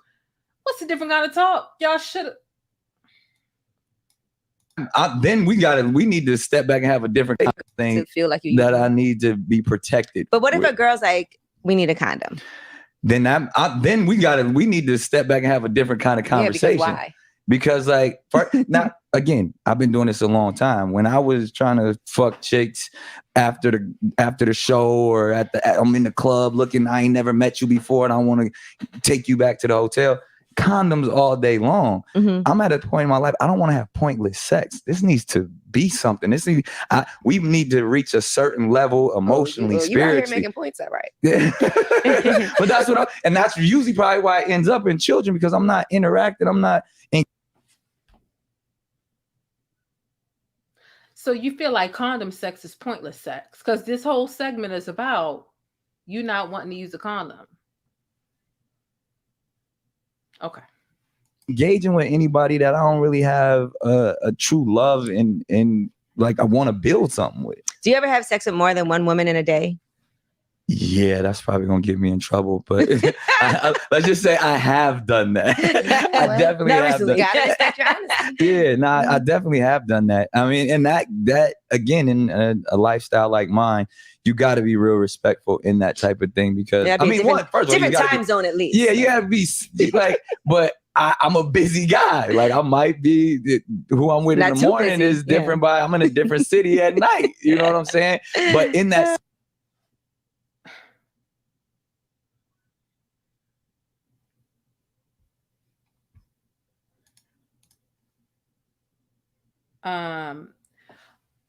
you know what? I was gonna go to the bush, but instead I'm gonna get Tyra. Stop it! I have never in my life yelled at a girl like this. When my mother yells at this, it's because she loves me. I was rooting for you. We were all rooting for you. How dare you? Learn something from this. You go to bed at night, you lay there, and you take responsibility for yourself. How old is Nick?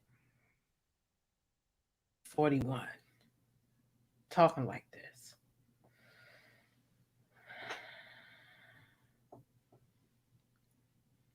And he think it's cute. He keep giggling and It's because what you don't want to be a nasty nigga. I was talking to Bill Bellamy about this because I was blaming How to Be a Player on probably. I was like, yo, you the reason why I am the way. If you watch that movie, I think it knocks down like 7 joints in one day and doesn't take a shower once. So see, now what if a woman did that?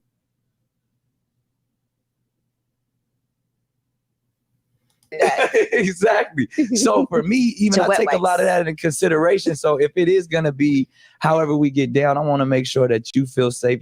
Like I might be who I'm with in the morning is different, but I'm in a different city at night. You know what I'm saying? But in that sense, because what you don't want to be a nasty nigga. I was talking to Bill Bellamy about this because I was blaming How to Be a Player on probably. I was like, yo, you the reason why I am the way. If you watch that movie, I think it knocks down like 7 joints in one day and doesn't take a shower once. Who does that?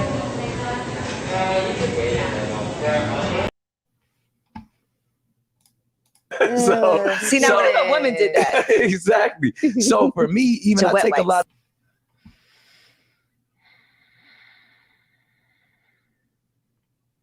Nigga, you gotta be ashamed of yourself, nigga. Real talk. You gotta be ashamed of yourself. Old as you is. That in consideration. So if it is gonna be however we get down, I want to make sure that you feel safe, you feel comfortable, you don't feel like I'm lying to you. You may know where I just came from or not. But first of all, I don't like to have sex with anybody until we both shower. Okay. Because then that opens up the playing field. Look, we had a whole conversation about this on here. I need to know what's, and luckily, I mean, I've never contracted an STD. Nick, I gotta ask you about a story we saw. Okay. It says you have 3 babies on the way. Is that true or false? Well, when you say on the way, you know what? God damn it, Nick. What count you at? Let's just put it on the way. They're not here yet. Yeah, well, yeah. They're coming. The stork is on the way. The stork has the package. Yes, there's. That damn 3? I don't know. It could be. You know, this is what I said. If you thought the numbers I put up in 2021 was, wait till we get to 2022. You know, there's a lot of kids last year. Oh my God! And people.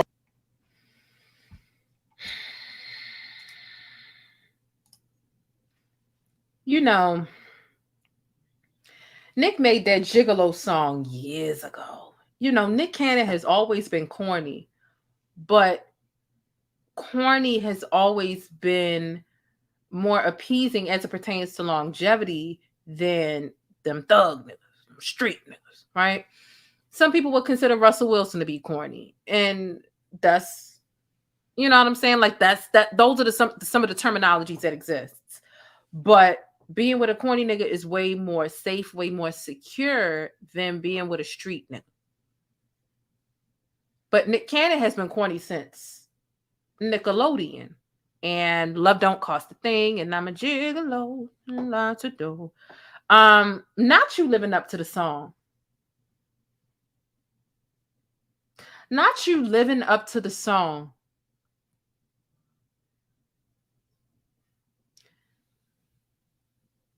This is where corny meets negrosity. It's the negrosity of it. The negroosity. This is, you know, corny at this point. It's a compliment at this point right now in 2022. It means you ain't in the streets. You taking care of your business. you're locked down to one woman. Corny is equivalent to Russell Wilson. And while you might catch some drug dealers that will call Russell Wilson corny, they also don't have the advantage that Russell Wilson has. So this is a cultural shift where corny is starting to be looked at as something that is better, thank goodness, than these sloppy, dick slinging, no regard for their own health and safety, the women that they sleeping with, health and safety, right? Because then you got the bacterial vaginosis. You might not have caught an STD, and I have a hard time believing that, Nick. I really do. However, all them different germs, and considering the fact that you just confirmed or insinuated, which is you kind of confirmed that you slept with more than one person in a day without taking a shower. You can be passing on bacterial vaginosis. You don't care about these women's health and safety. And are you really taking dozens of women a month to get tested to make sure that they clear? Nick Cannon, it is not giving. You're sick. You might be sick in more than one way, but I know you got to be sick in the head to be doing this. And, and I'm not talking about your lupus. I'm talking about you being sick in the head for really doing. This is a sick Negro.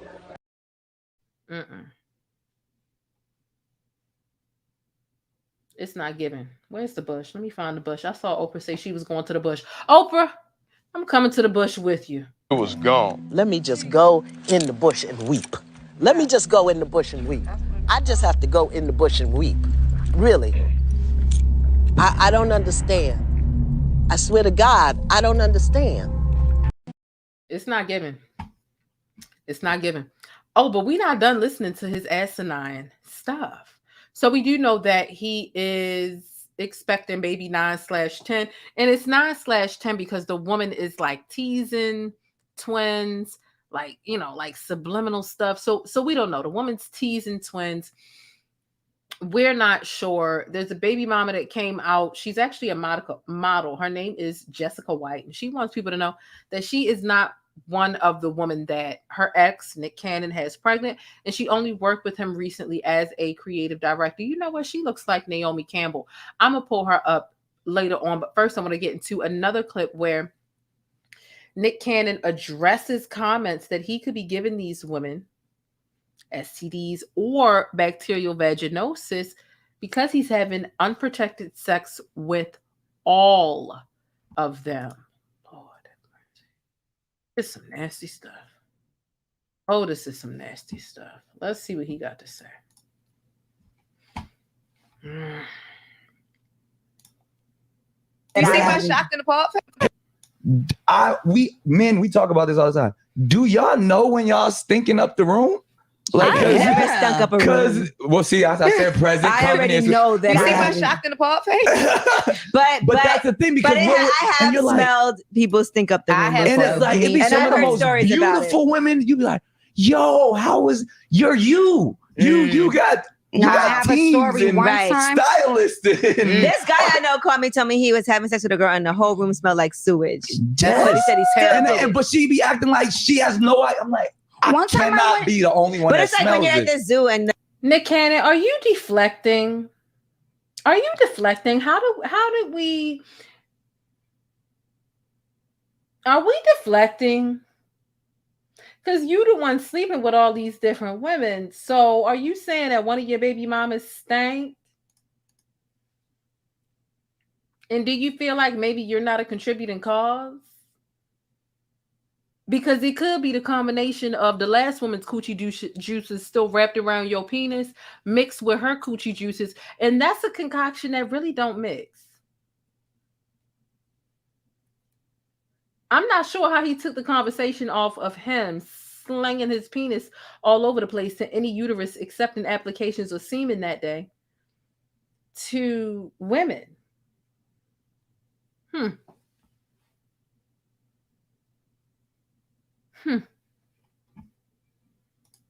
the elephant smell, you get used to it, and then That's after a what while, I'm- you don't smell it that's what anymore. You don't. It's like the Martin joke when he be like, "That's you. That's you. You don't smell that." Like it's really like because in the like, I never want to embarrass anybody. Like, because I've been in long-term relationships with people that we had to sit down and be like, okay, we got to go figure this out. Like, and I want you to be the best you. Like, I'll go to the doctor with you. But Nick, you might be giving girls bacterial vaginal. So let's talk that. Let's talk just keep it real. First of all, I read the comments. They say that to me all the time, and because of that, and I'm not going.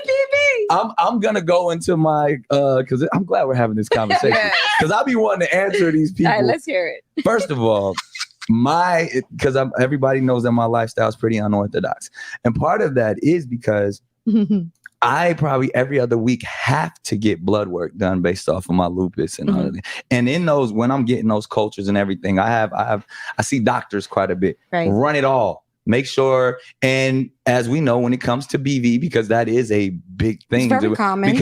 But also there's a rumor they feel like, oh, that men can't get it and all that. Like men definitely can get it. And they carry, yes, and you carry it on, and you can pass it on, and you can get this thing where it's actually you can get BV technically like in your prostate. It's to up where, in there. like, yeah, and that's where you hold it, and that's how you're giving it to people. So because my doctors know that I'm quite active in the sexual department, but also there's other things just within me when it comes to my blood and the lupus, everything that I got to be healthier than most. Right. So I'm making sure even the sexual partners, whether it's multiple or not, everybody got to be on the same vibe because I just because one bacteria to another bacteria, you can fuck some shit up. So I personally make sure. So, okay, he's trying to prove a point that, listen, I know about this medical stuff. I be at the doctors all the time. Here's the part that's not really making sense to me. I just because one bacteria to another bacteria, you can fuck smokes. Right. So I'm making sure even the sexual partners, whether it's multiple or not, everybody got to be on the same vibe because I just because.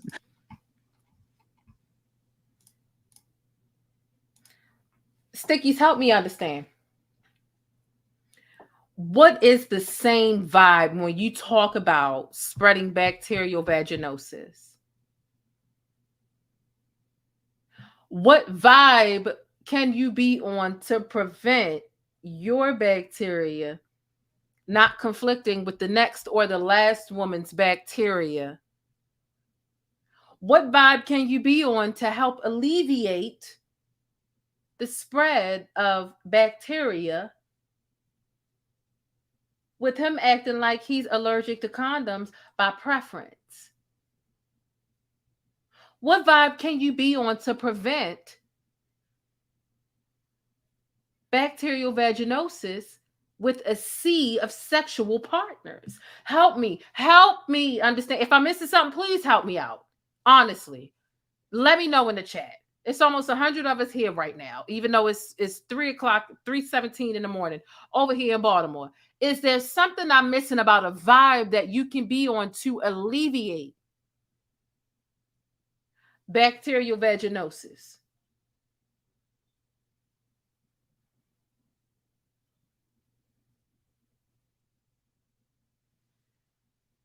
I don't know why I came on this late talking about some shit that make me angry, because y'all know when it get late, my mouth get a little reckless when it gets late.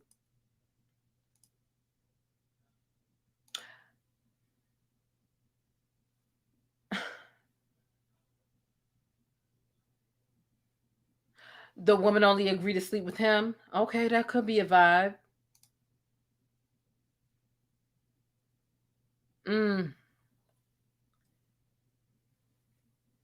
He is a busy. Okay, he's not in a relationship with the singular person. So you got pretty much like 9 different women agreeing to only have sex with one busy man, meaning y'all might get sex once or twice a month. That's the vibe.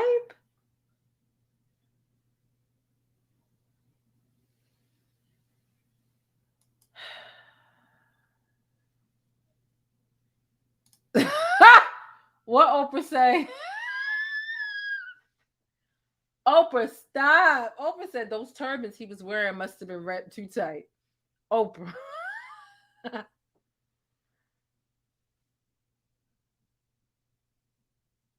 What's going on? They said he's making his own medical bank and these women know it.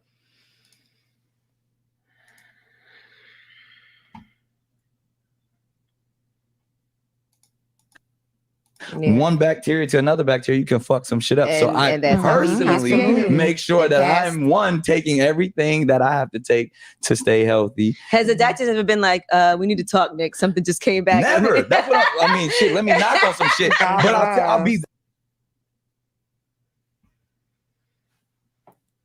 So the condom stuff got him feeling like, whoa, if you want to use condoms, we need to have a different conversation.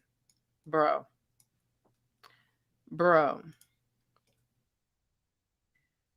Here's the woman who, and like I said, she kind of resembles Naomi Campbell to me. She's gorgeous. Model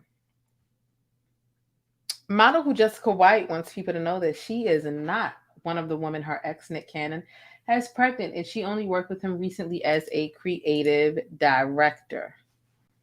She is definitely gorgeous. You know what? She looks like a mix between Lori Harvey and Naomi Campbell. A mix between Naomi Campbell and Lori Harvey. She's gorgeous for sure. Let's get into the last Nick Cannon clip that I have the patience to show y'all, because he is, oh child, just trying to normalize his behavior. Let's see what he has got to say. We just having grown folk. Angela said, people are mad at y'all for the interview too. Why he in the dark? Nick Cannon. We just having grown folk conversation.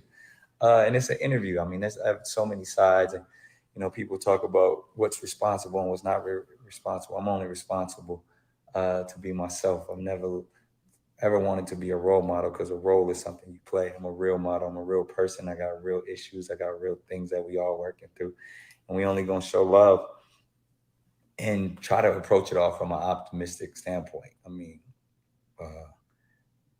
and people say y'all like them.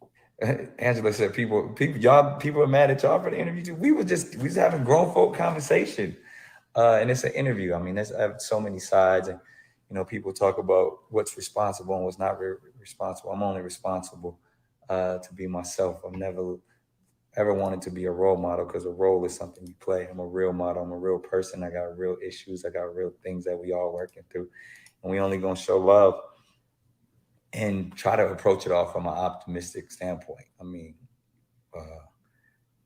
and people say y'all like them.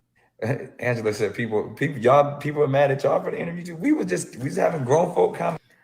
Oprah Winfrey commented, and she said they should be asking him if he knows all his children's birthdays and if he can name their favorite food, color, and toy. Oh, that's a good question. That's a good question, Oprah Winfrey. That is a good question. They said he does have real issues. Thank you so much, Deetra Jackson, for tuning in to this live stream. Like I said, I'm really grateful to see you here, because I typically only see you after the replay. So thank you so much. Look, Nick Cannon is just a nasty mother sucker. Just a nasty somebody. Famecom Network says, I see why Mariah was on his helmet. She wasn't going for his filth. Yeah, because he's filthy. He is absolutely filthy. Speaking of filthy, right? Because, again, we're talking about what we're talking about in today's show, right? And when we talk about the Black News Bus, we're talking about real news, Black news, social media, between the celebrity world and also stuff that affects us everyday real people, right? And so I want to move into something that's actually a viral topic, a viral video. And I want to get your feedback on it. Now, when I play this video, you might recognize the individual who is speaking to the audience. And if you do recognize him, tell me where you recognize him from. And we're going to come back and we're going to talk after the video. Oh, Lord, that's definitely not the clip, child. That definitely ain't the clip. But I definitely want to know how you all feel about this situation. So let me go ahead and grab this clip. And y'all make sure y'all put some pancakes in the chat, okay? The plainest Jane. This is one of my favorite comments here. She says, I loves me some black, and she said, loves me some black news. She says, is it just me, or does anyone else get tired of seeing people that don't look like them delivering info about them day in and day out?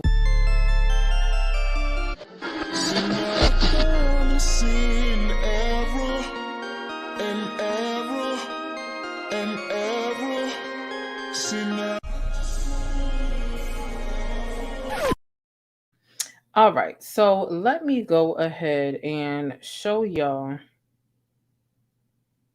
what this clip is that I have for you all. Oh, it was so easy to find too. That search was very easy. So let's pull this up. See, mega churches have a huge problem. A huge problem. And I just want to know how y'all feel about it. I really do. So let me pull it up on the screen. Thank y'all for hitting thumbs up on the stream. Listen, if you haven't already hit thumbs up, make sure y'all hit that button, okay? It's 3:30 in the morning. I'm here giving y'all a little something this Saturday for y'all to snack on and sip on as it pertains to this syrup. Make sure y'all show this stream some love by donating a free thumbs up. You can always send a Cash App, right? You can always send a super chat, but hitting thumbs up is free. Now listen, this is going to be a clip that might piss you the hell off, but I want to know what you think about it. Let me hit the pause button. Let me rewind so y'all can see the whole thing.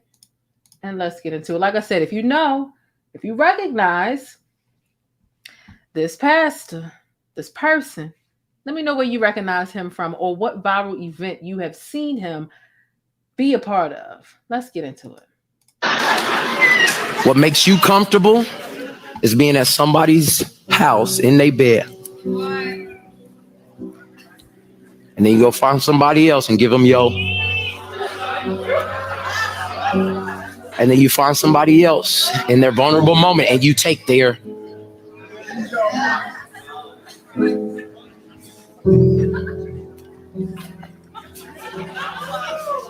Pieces. You can't hear me?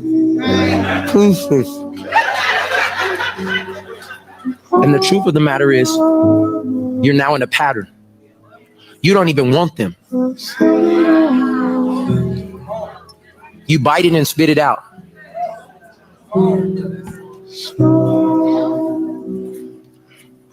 But you're just used to having pieces of people. Comfort. I'm just using a bunch of analogies to ask you to confront. What have you been catering to? What have you been dibbling and dabbling in?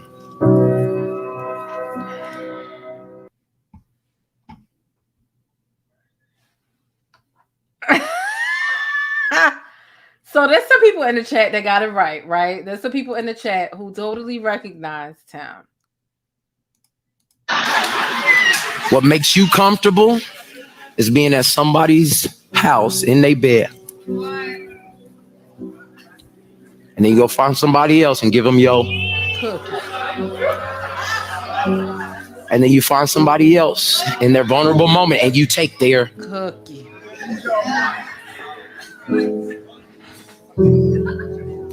A cookie. Pieces. Pieces. You can't hear me? Empty that mouth. Pieces. Empty. And the truth of the matter is, you're now in a pattern. You don't even want them. You don't want them. You bite it and spit it out.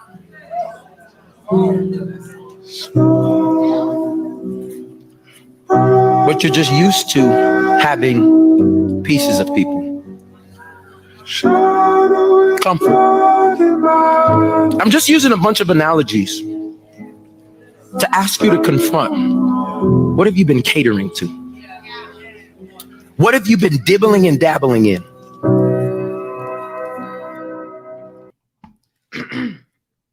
So there's some people in the chat who got it right. There's some people in the chat who said, I don't know who this guy is.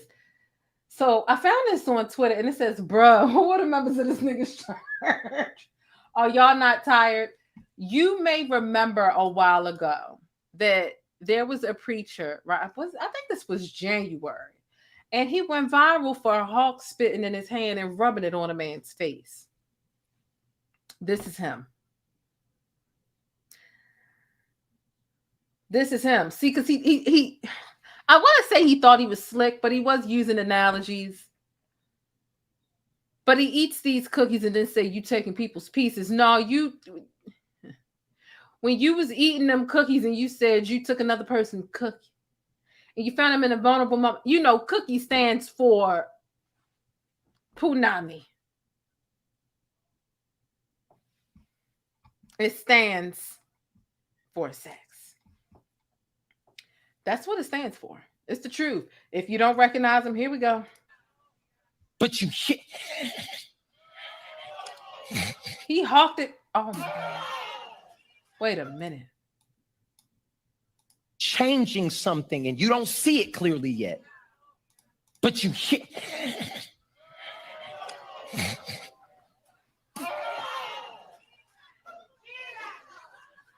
And this is where most people would not face Jesus anymore. What most people would do is turn away.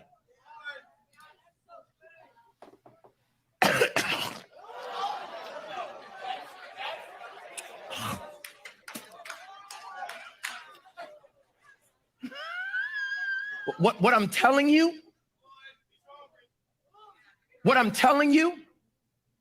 is just as he's physically standing here, knowing what's coming,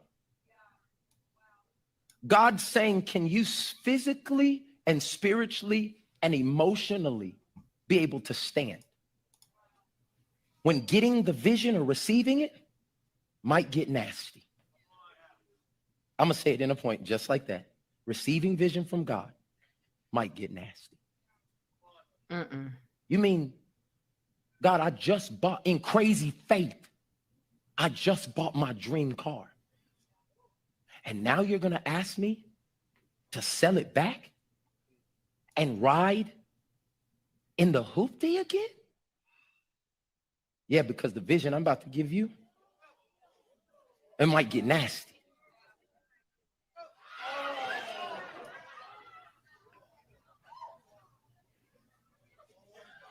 And do you hear and see the responses of the people? What I'm telling you is how you just reacted is how the people in your life will react when God is doing what it takes for the miracle. What are you saying? This man was blind, and what he was trying to do with this man is give him his DNA. That nigga was spitting.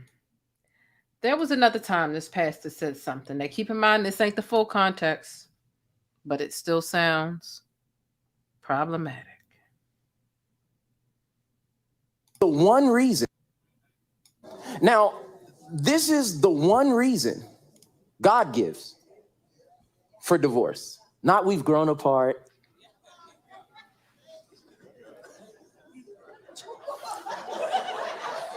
It's going to be tight in here. I'm going to need police escort as we leave. Y'all help me. Not we don't relate anymore. Not even he hit me. I don't condone that. The Bible says leave the house. Oh, y'all about to be real mad if y'all don't read y'all Bible. But that's not the reason to leave the marriage. See, now, this is the one reason God gives for divorce. Not we've grown apart.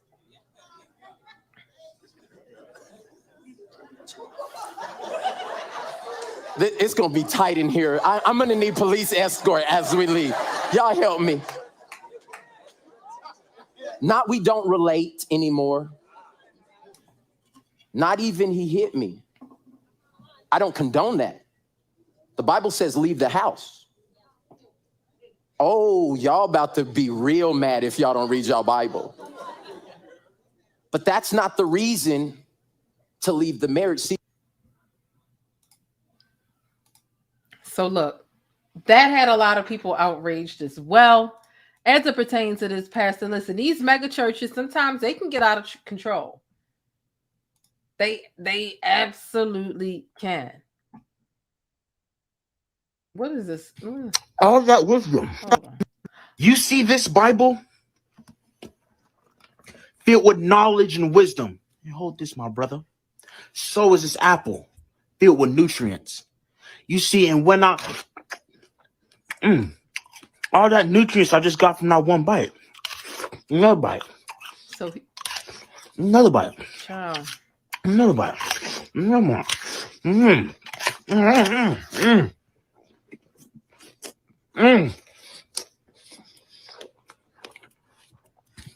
All that wisdom.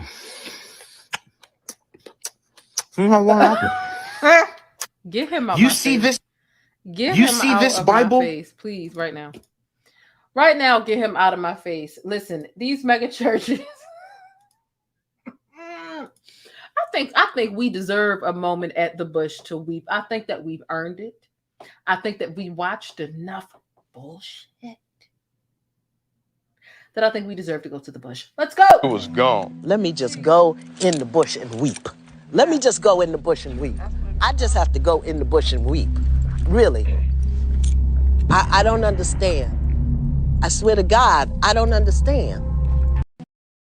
All right. Now, while we are in the viral neighborhood, right? The viral section, where as we are on the bus, right? Now, shout out to all of y'all that got your seatbelt on. And if you don't, hey, what's going on? I appreciate you living on the edge. But if I get into an accident, I'm definitely not, liable for whatever happens. So shout out to y'all for being on the bus and hitting thumbs up, right? So as we continue on this Black News bus, we're in the viral section, right? We've already passed the celebrity neighborhood. Now we're in the regular people neighborhood, but the regular people with problems neighborhood. I mean, we all got problems, but I found a Karen saying some stuff, right? We got a couple of more stops to make in the viral neighborhood. Just a handful, right? Not too much longer. I found a Karen saying some things that I think that y'all will have some issues with as well. Oprah said, him eating that apple did some things to me. I'm sorry. Oprah, you know what? I get it. Because it's Friday night / Saturday morning. These are booty call hours. See somebody eating the apple. Shit, I thought it was a juicy peach. Got the juice dripping out of it and things like that. It did some things to me too. God damn it, Oprah. It's me and you. So yeah, let's continue to move on into the next part of the neighborhood where Karen says some things that are very questionable. And it leads us to believe she's deflecting from issues in her own goddamn neighborhood. We know it's you, Karen. Let's move on. Oh, here she is with her bullshit. Let's go ahead and get to it. The following video is broadcasting live, and thank you for being my studio audience. Thank you for hitting thumbs up and subscribing to my channel for more Black news, celebrity entertainment, and a splash of controversy. So essentially, the stance that we are taking as Black people is no, Karen. No! We are not letting you get away with this. We hear what you're trying to do. You're trying to change the goddamn narrative about who is committing these goddamn school shootings. And I can be honest, it ain't us. It ain't us. So let me play the clip so that we can get hit with what's really going on in these streets. If you look back at the demographics of mass shooters, predominantly school shooters, the vast majority come from single parent homes. Nah, Karen. Nah. I'm not gonna let you get away with that.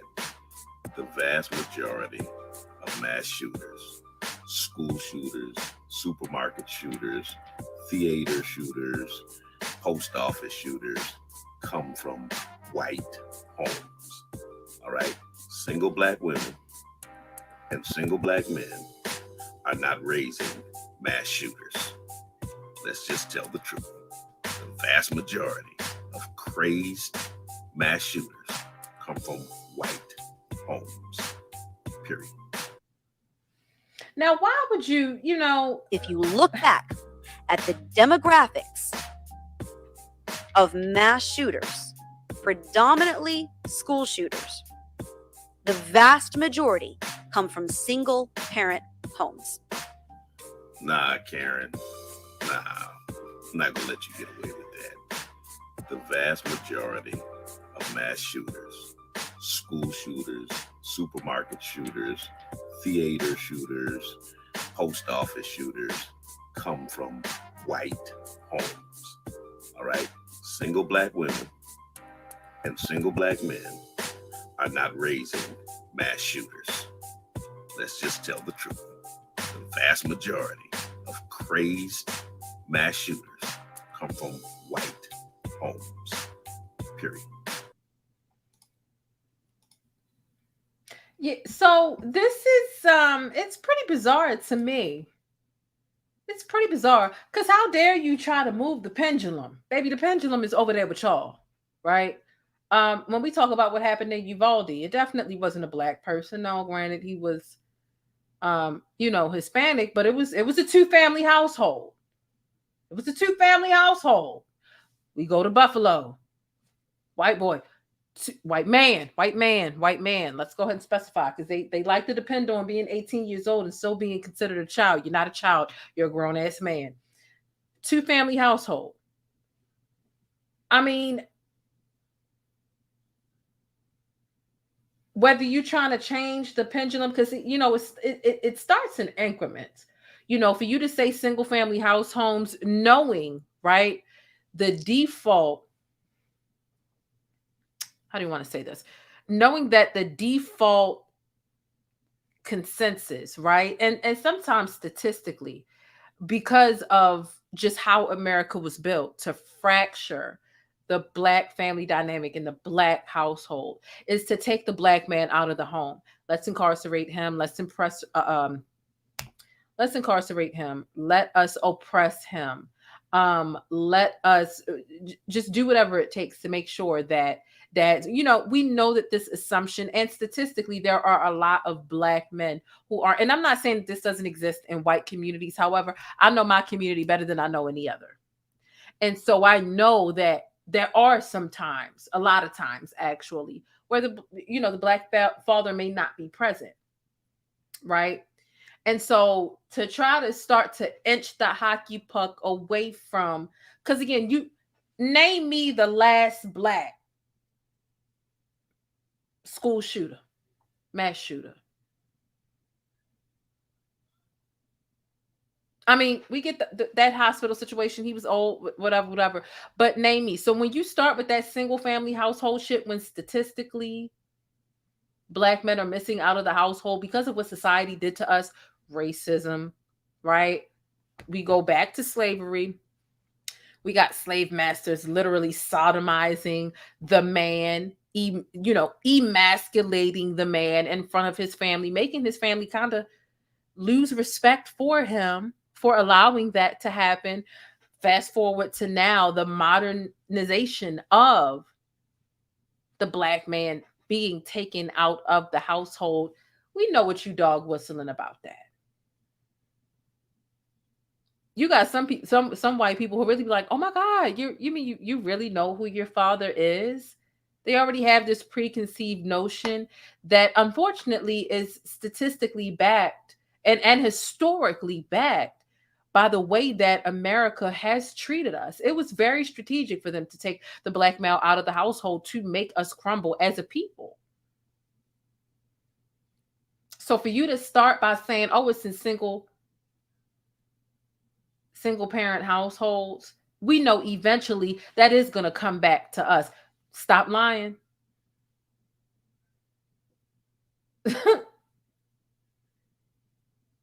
Stop lying. Karen. It's y'all.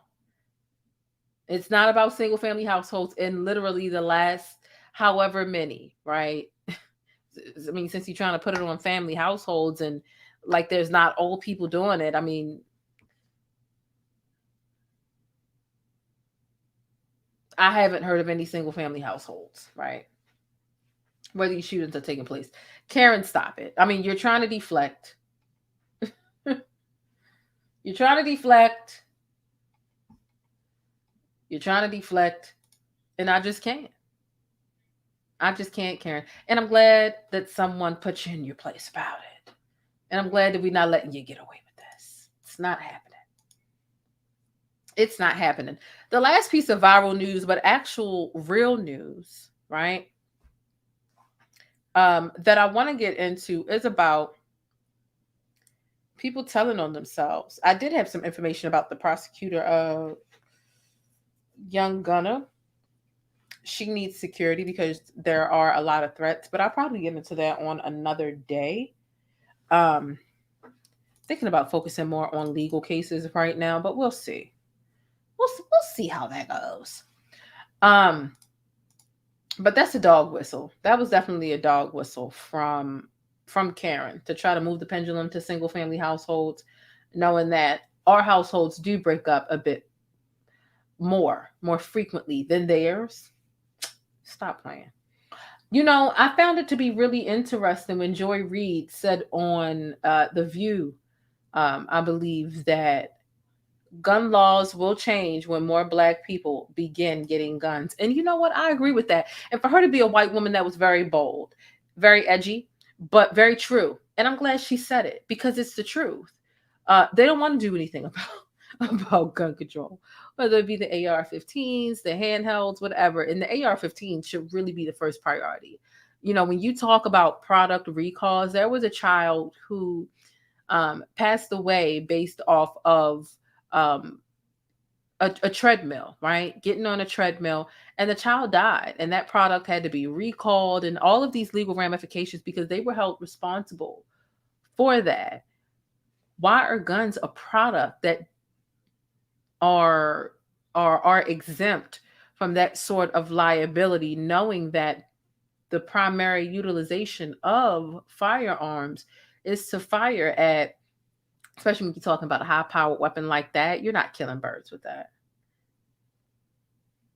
So why are guns, or why is the NRA, why aren't gun stores? Like y'all can't find anybody out of all, you know, between the manufacturer, between the gun stores, the licensing board, right? If it's a state where you need to be licensed, y'all can't hold any of those three establishments or associate accountable and put something in place to help. Like that doesn't make sense. But if Black folks started really going out and getting licensed and taking their, I guarantee you they would clamp down on it. They're already inferior to us naturally. They're terrified of us. They're terrified of us. When we don't even have guns, they're terrified of us. So it sucks to think that it would really take Black people en masse to attain guns in order for them to be like, you know what, we need to draw back on that. We need to put some things in place to make sure things aren't as easily and as readily accessible, and at least not as quick as they are currently. The dude who went and shot up the hospital literally had just got that gun yesterday, the day before. Whereas though, if there was something in place where it'd be like, cool, you put in your application, come back in a week, 2 weeks, 3 weeks, a month, I don't know.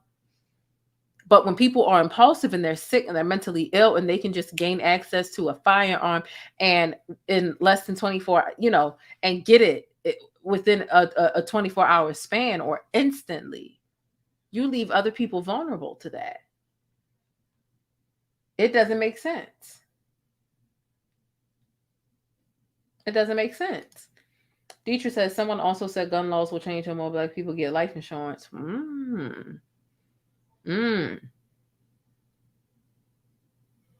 Oh, excuse me. I said Joy Reid. Excuse me. I'm so sorry. Joy Bahar. Hope I'm saying Joy. Let me just leave it a Joy. Okay. I was at work today and I had a couple customers named Joy. Literally, I had 3 customers named Joy at work today. I'm burnt out with remembering Joy's last name. So yeah, it took for a non-Black person to actually realize and say that, for it to be something that we actually and it's been conversation all over the place, and it makes sense. I haven't heard a Black person that disagrees with that sentiment, because we know what it is. We know what it is. Period, point blank. Now, speaking of guns and Black people, or crime and Black people, should I say, let's get into this stupid ass story. Let's get into this how dumb can you be ass story, headline, whatever you want to call it. Let's get into it. I tweeted this out earlier. Shout out to everybody that follows me on Twitter. Y'all know we always over on Twitter cutting up and causing some friendly chaos. This is a story that is pretty crazy. There is a rapper that goes by the name of 213 Jug God. That name itself bothers me. You go to his pages and his social media, he literally... I can't. Rapper 213 Jug God was arrested earlier this week for robbing an ATM after releasing a song on YouTube called Make It Home last month, in which he brags about robbing ATMs. Now, jugging is slang for following unsuspecting victims to rob them. So he made a song that he released last month about robbing an ATM. And he went and robbed an ATM this month. In broad daylight, may I add. Okay, let's continue. I give additional details to this story so you can get insight into some of the things, some of the stories that I'm tracking on Twitter if you follow me there. The lyrics describe robbing ATMs in different states, having thousands of dollars in the car, and praying that they make it home without getting stopped by police. The rapper, whose real name is Riley, at least that's his last name, he's 30 years old, and he was one of 4 people charged for allegedly holding up an ATM technician.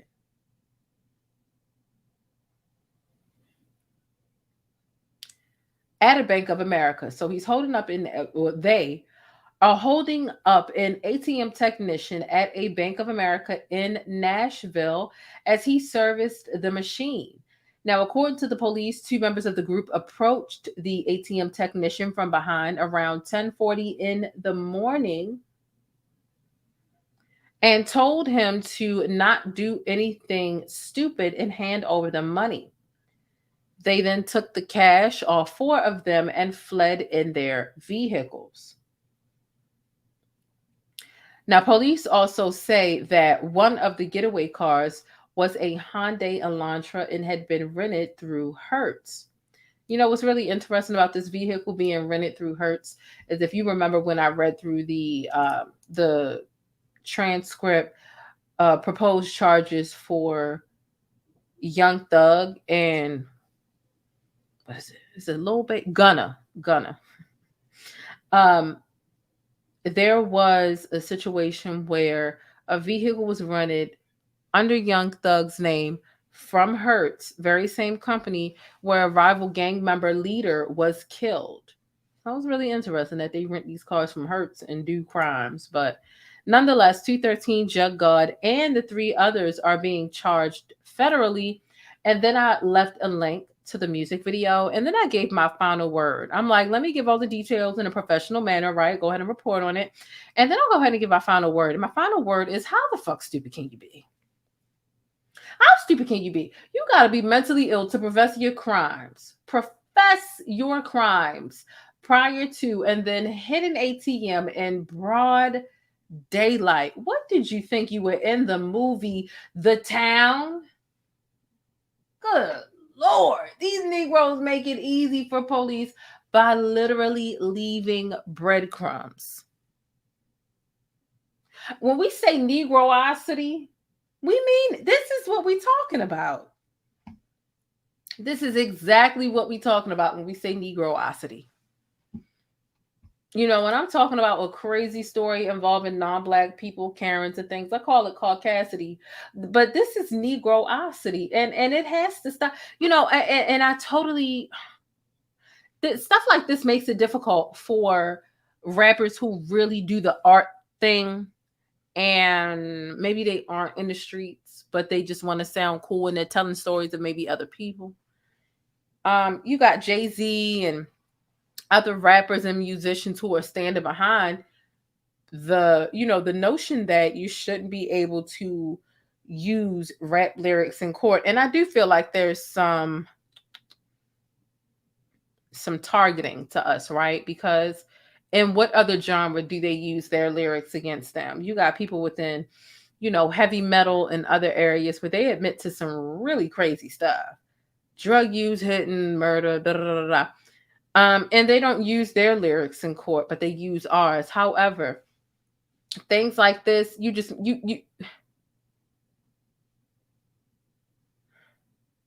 how you gonna tell them they can't use your lyrics in court, and your lyrics literally mirror the crimes that you finna commit the next month, day, week, whatever. Why are you making it so easy for the police to do their job? I'm not saying you gotta be a pro, right? I'm not saying you gotta be a pro to commit crimes, because I'm not encouraging you to commit crimes, but to profess what you're going to do before you do it, that's like admitting to it online. Why can't you sneak and do anything? What's so lost on this generation that they got to tell on themselves, the self-snitching? I mean, why not just commit the crime and go straight to the police station afterwards and say, officer, arrest me? Because that's essentially what you're doing when you do this.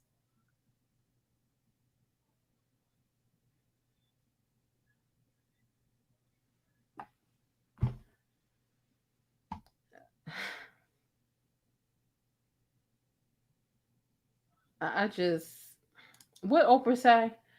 Oprah said you need a credit card to rent a car. LOL. You better off just stealing one. I know Harpo Productions endorse stuff, okay? Because Oprah, I was about to say, not you telling people to steal. Yeah, but this is a crazy story. You made a song about robbing ATMs, and you went to go rob ATMs, and you thought you was really going to get away from that. You thought they was never going to put two and two together. What's this music video about?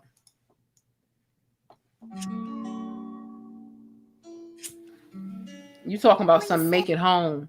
When you going to make it home robbing ATMs? That's like a federal crime. You a sick Negro. What's his name? 213 Jugguard. First of all, y'all make your names so crazy. How's somebody supposed to remember some 213 Jugguard? You a sick Negro. Yep. This is a sick Negro. Another one. Telling on him. Another one. Another one. Thank you. Another one. Thank you. Just keep telling on yourselves in the music. Again. Another one. Again. Again? Again. It's just too much. Yeah, this that jug music right here. Gonna hit the road and get a bag to this shit. Yeah. Lies and burglarizing, better guard your safe. My niggas specialize in burglarizing, better guard your safe. Your niggas specialize in burglarizing? I mean, how do you define specialize? Because specialize means you're good at it. You're not going to get caught. You're efficient. You've been doing this for a while. I don't think that specializing in anything means that you're going to get caught. Another one, thank you. Another one, thank you. Because no sir, it's not doing. I just don't understand what the fascination with snitching on yourself. I just don't get that. I don't get that. Another one, thank you. Y'all know what I'm talking about when I say another one, thank you. It's a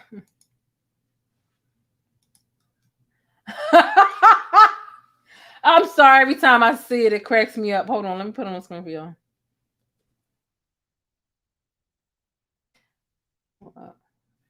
Wait, hold up. Okay, so let me. Another one, thank you. Shout out to everybody who hit thumbs up on the video. Here is when I say another one, thank you. Another one, thank you. This is what I'm talking about. Another one, thank you. Another one, thank you. Another one, thank you. Another one, thank you. Another one, thank you. Another one, thank you. Another one, thank you. Another one, thank you. Another one, thank you. Another one, thank you. Another one, thank you. Another one, thank you. So when it comes to these idiots that want to tell on themselves on the internet, it's like another one, thank you. The police probably sitting at another one, thank you. And y'all just, they coming in so fast that they that they can't even keep up. I can't with you all. I can't. I saw it on Michi's show too, because y'all know she was buying everybody trademark. And it was like she just kept buying people trademarks. And it was another one, thank you. Another one, thank you. Y'all got beef with Michi? Another one, thank you. She buying your trademark. She trademarking your name. They say he's about to specialize in being sodomite, child. That's exactly what it's about to be. That's exactly what it is about to be. Listen, that is it for the social media mess. I can't. These people is a whole hot scutterbucket mess. A scutterbucket mess. I can't. So listen, we are nearing the end of the show, but y'all know I always got to get into a little bit of Black history, because y'all know Black history is so much more than February. It is so much more than 1 month. And one thing that I do over here on my channel is I celebrate Black history all throughout the year beyond just a goddamn February. So let's get into the Black history moment as we wrap up this Black News Bus Ride. Now let's spend a little bit of time with our ancestors, or at least listening to them, because you know they always tell us you don't know where you're going unless you know where you came from. So let's get into a little bit of Black history with this Black history moment.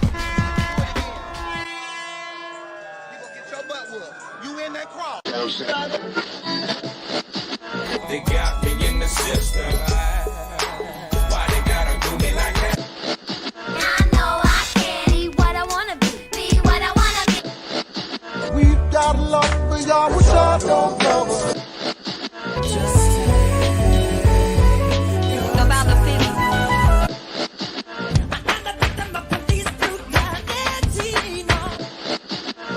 Get down.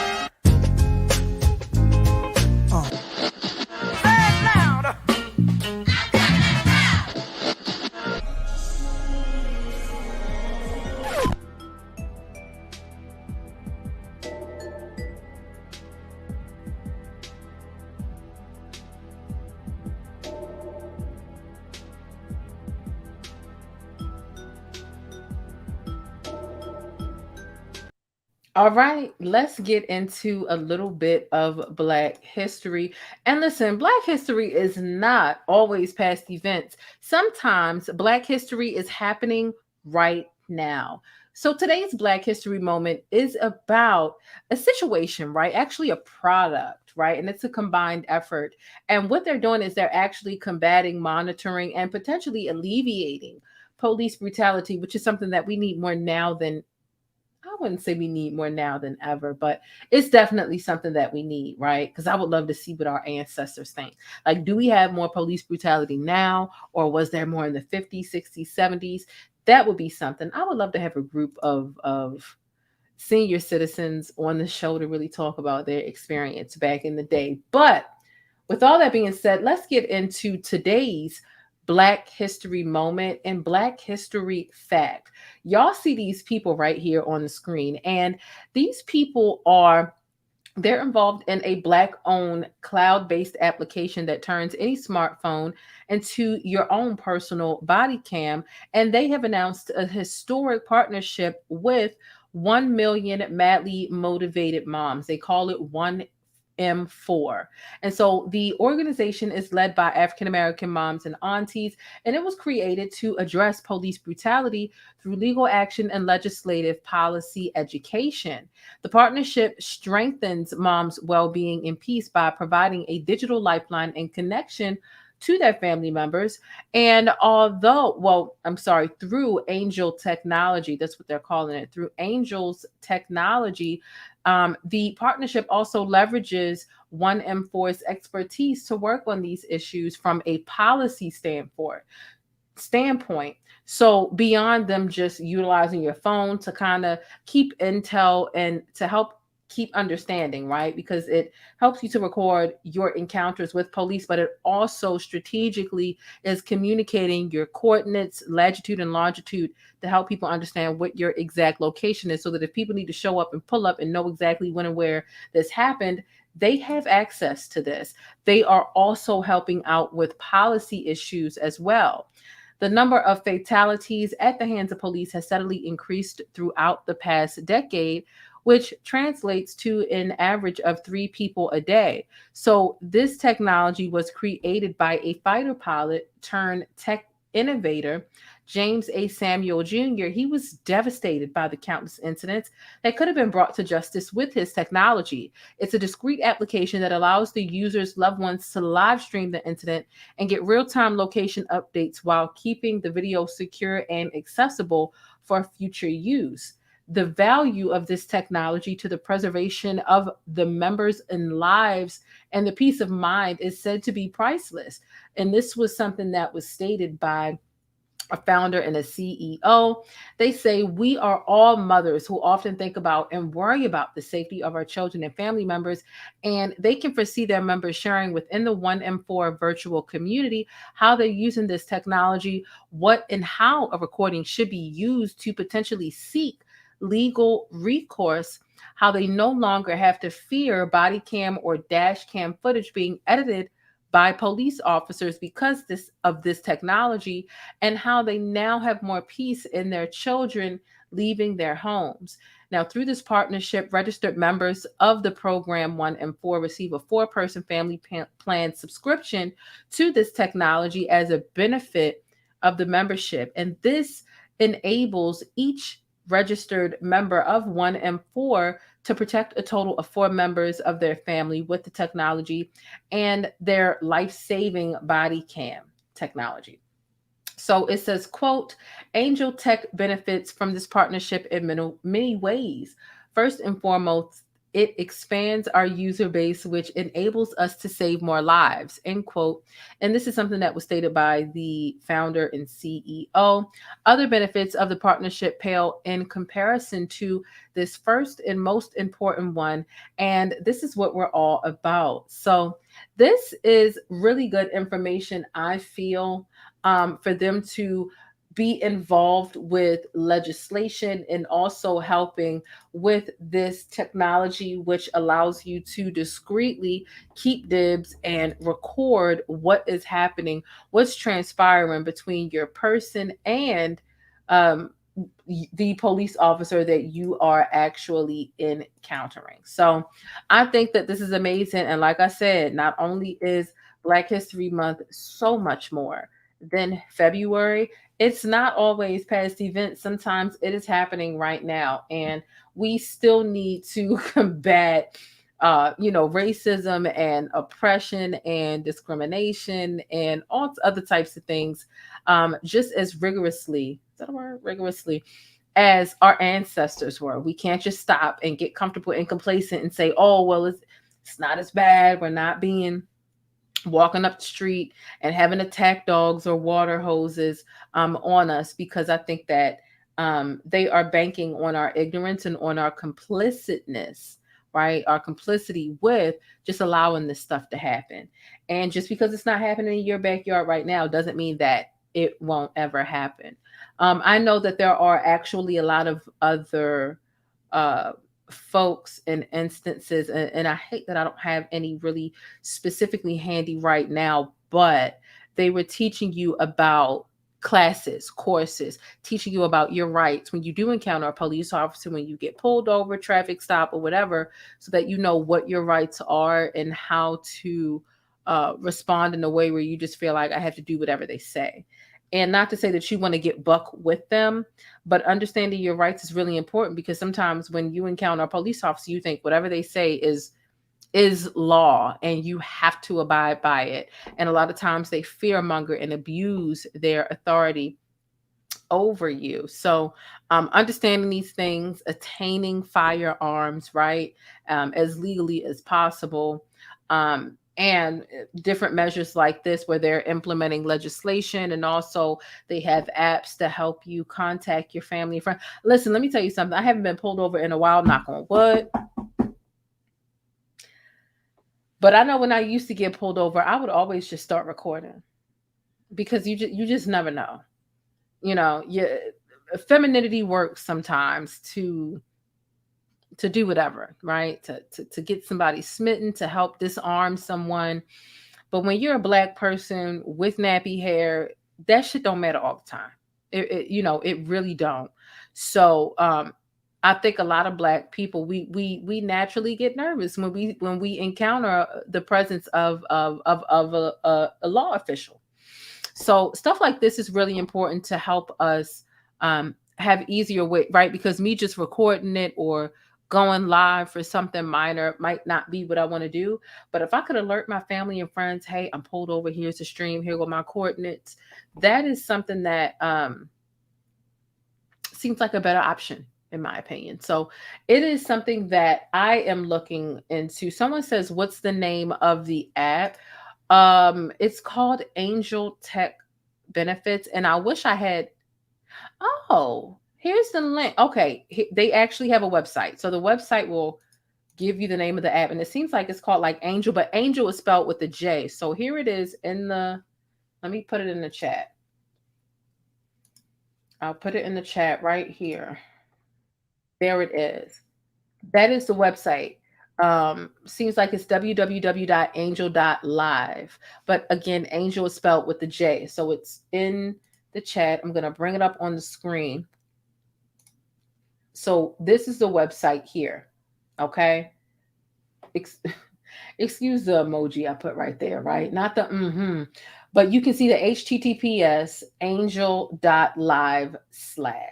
That is the website. Okay. That is the website. Listen, let me know any and all of your final thoughts and unanswered questions as it pertains to today's stream and all of the neighborhoods that we have stopped through today. Shout out to that Black History moment. I really enjoyed it. When we talk about sexual economics pertaining to Caresha and Lori Harvey, and then we talk about how trash Nick Cannon is, let me know how you are feeling about it down below in the comments. What are your thoughts about Caresha and Diddy and that other girl? How do you feel about Lori Harvey receiving more slander than Nick Cannon? And how do you feel about Santana catching backlash about what he said about Blue Ivy and her hair being nappy, and literally trying to bully and talk about a 2-year-old girl and talking mess about a pregnant woman? How do you feel that the Houston show that he has to do this weekend, how do you feel that's going to go? Y'all know Beyonce is from Texas. That's her home state. And he is performing tomorrow at the Houston Summer Jam. And there are some folks already saying that he is going to have a really negative response. So I'm curious to know what you all think about that. He definitely didn't apologize. He didn't move on. He felt like he didn't need to apologize in public. He needed to apologize in private, although the disrespect was very public, right? So you can't yell disrespect in front of the whole world for that people to make people laugh and then want to just apologize with 2 or 1 person around. It doesn't really work that way. It's not received or respected that way. But that is my opinion, okay? Be sure to tag me in all of your favorite trending topics on Instagram and on Twitter. you know, it's 4 a.m. I have a really good sticky note for you all, but I feel like I want to do a show this weekend, and I would rather give you that sticky note then. I like to really, when I give you my sticky note, I like to be full of energy. And I did a show earlier. This is the second show. We've been live for 2 hours and 30 minutes, and it is 4:14 in the morning. So as much as I want to give you all this sticky note, I don't want to give y'all a lackluster sticky note. Okay. So you'll get a sticky note from me sometime later on this week when we do another Black News Bus. It'll be a pop-up bus. But listen, thank you so much for watching. Thank you so much. They say Houston gonna wear him out. I believe so as well. He's been warned, but he was cussing one of his acquaintances out about it. But, you know, time will tell. Time will tell for sure. Listen, Stickies, there are just about 100 of us here. If you haven't already taken a moment to hit the thumbs up button, listen, it's free. Donate. Pay your fare by hitting thumbs up. Donate for free. You ain't got to pay no money to donate on this channel. Okay? Some people send cash apps, right? And thank you to the couple people who sent cash apps. I have been able to get into it now. And I don't want to say your names because if you got your regular first and last name, I could be doxing you by mistake, right? So shout out to everyone who has joined the channel, sent the cash app, sent the super chat. And if you're going to send a super chat while you are while you're watching the replay, thank you so much for that as well. I've been getting a couple of super thanks as well lately, and I'm so grateful for that. So listen, everybody, hold on. Candace Marie says, oh my goodness, one time I got pulled over and I started batting these eyelashes and pushing my boobs together. I was already dressed up to go out, but I was scared. Yeah, you know, if you're dressed up like that, it can make a difference. And I've definitely been on my way back from a formal event, super dressed up. And I mean red dress.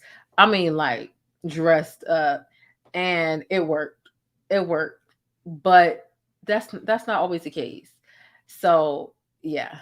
Nice TBJ in chat. I'm so glad I called live. Thank you so much. Light Vision says, I've heard of something like this years ago. There was a 16-year-old boy on his way home from work, and he got pulled over and gave his mother his quarter. Amazing. Listen, this has been an amazing show.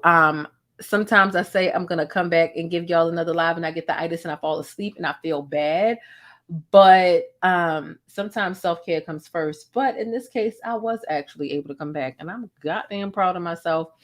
And but look, thank you all so much for watching. Thank you so much for checking the community tab. Don't forget to do something for you today. Take some me time. Take 10 minutes to be present. Do something to decompress or do something to relax, okay? Let me know your thoughts on all of the neighborhoods that we stopped through today. Make sure you keep it sticky and real. Whether you're on the bus, meaning you are right here in the live chat, watching me live, or if you're chasing the bus, that means you're watching the replay. Nonetheless, whenever it is that you are catching this video, let me know how you are feeling about what we discussed in this video. What was the most poignant story? Was it something viral? Was it celebrity stuff? How are you feeling down below in the description box? Listen, Stickies, don't forget to subscribe. If you have not already, make sure that you hit thumbs up or down. Either way, I appreciate it. But make sure you think critically and independently, regardless of what you hear from me or anybody else, okay? Don't forget to hit that notification bell so that you don't miss out on any of this celebrity or trending syrup, because y'all know things are always sticky in Hollywood and in real life.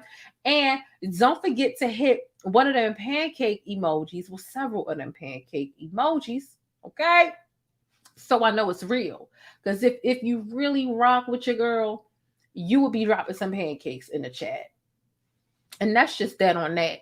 Now, let me fulfill my promise to y'all since I didn't play it in the last video, which was about R. Kelly, and then we're going to get out of here. All right? Baltimore, I can't see you. Where you at? Yo, telling me with this. I can't help. I'm here. Robert. I'm real. Dos delinquentes. You're telling me, man. This ain't not about music. I'm trying to have a relationship with my kids, and I can't do it. Y'all just don't want to believe the truth. You don't want to believe it. At this point, we briefly pause the interview to give Kelly a moment. Man, y'all got me with this. Y'all got me with this. Y'all got me with this. Y'all got me. Y'all trying to kill me. Y'all got me with this. Y'all got me with this. Y'all got me with this.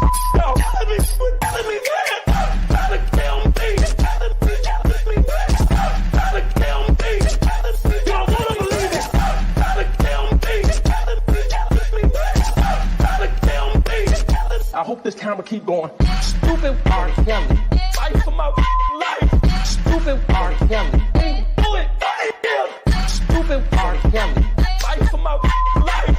Stupid R. Kelly. Do it.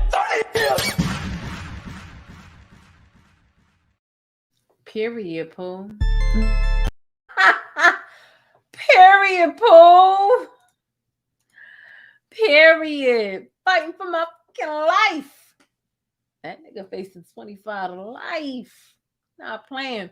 Look, y'all make sure y'all stay beautiful, black, and blessed. And I'm going to catch y'all in the next video. Deuces. But that's it. If you want to catch more of my commentary on Black culture or vital and trending information, be sure to subscribe by hitting that little circle in the middle of the screen, or I'll catch you in one of these rectangles to the right in another video. I'll see you there.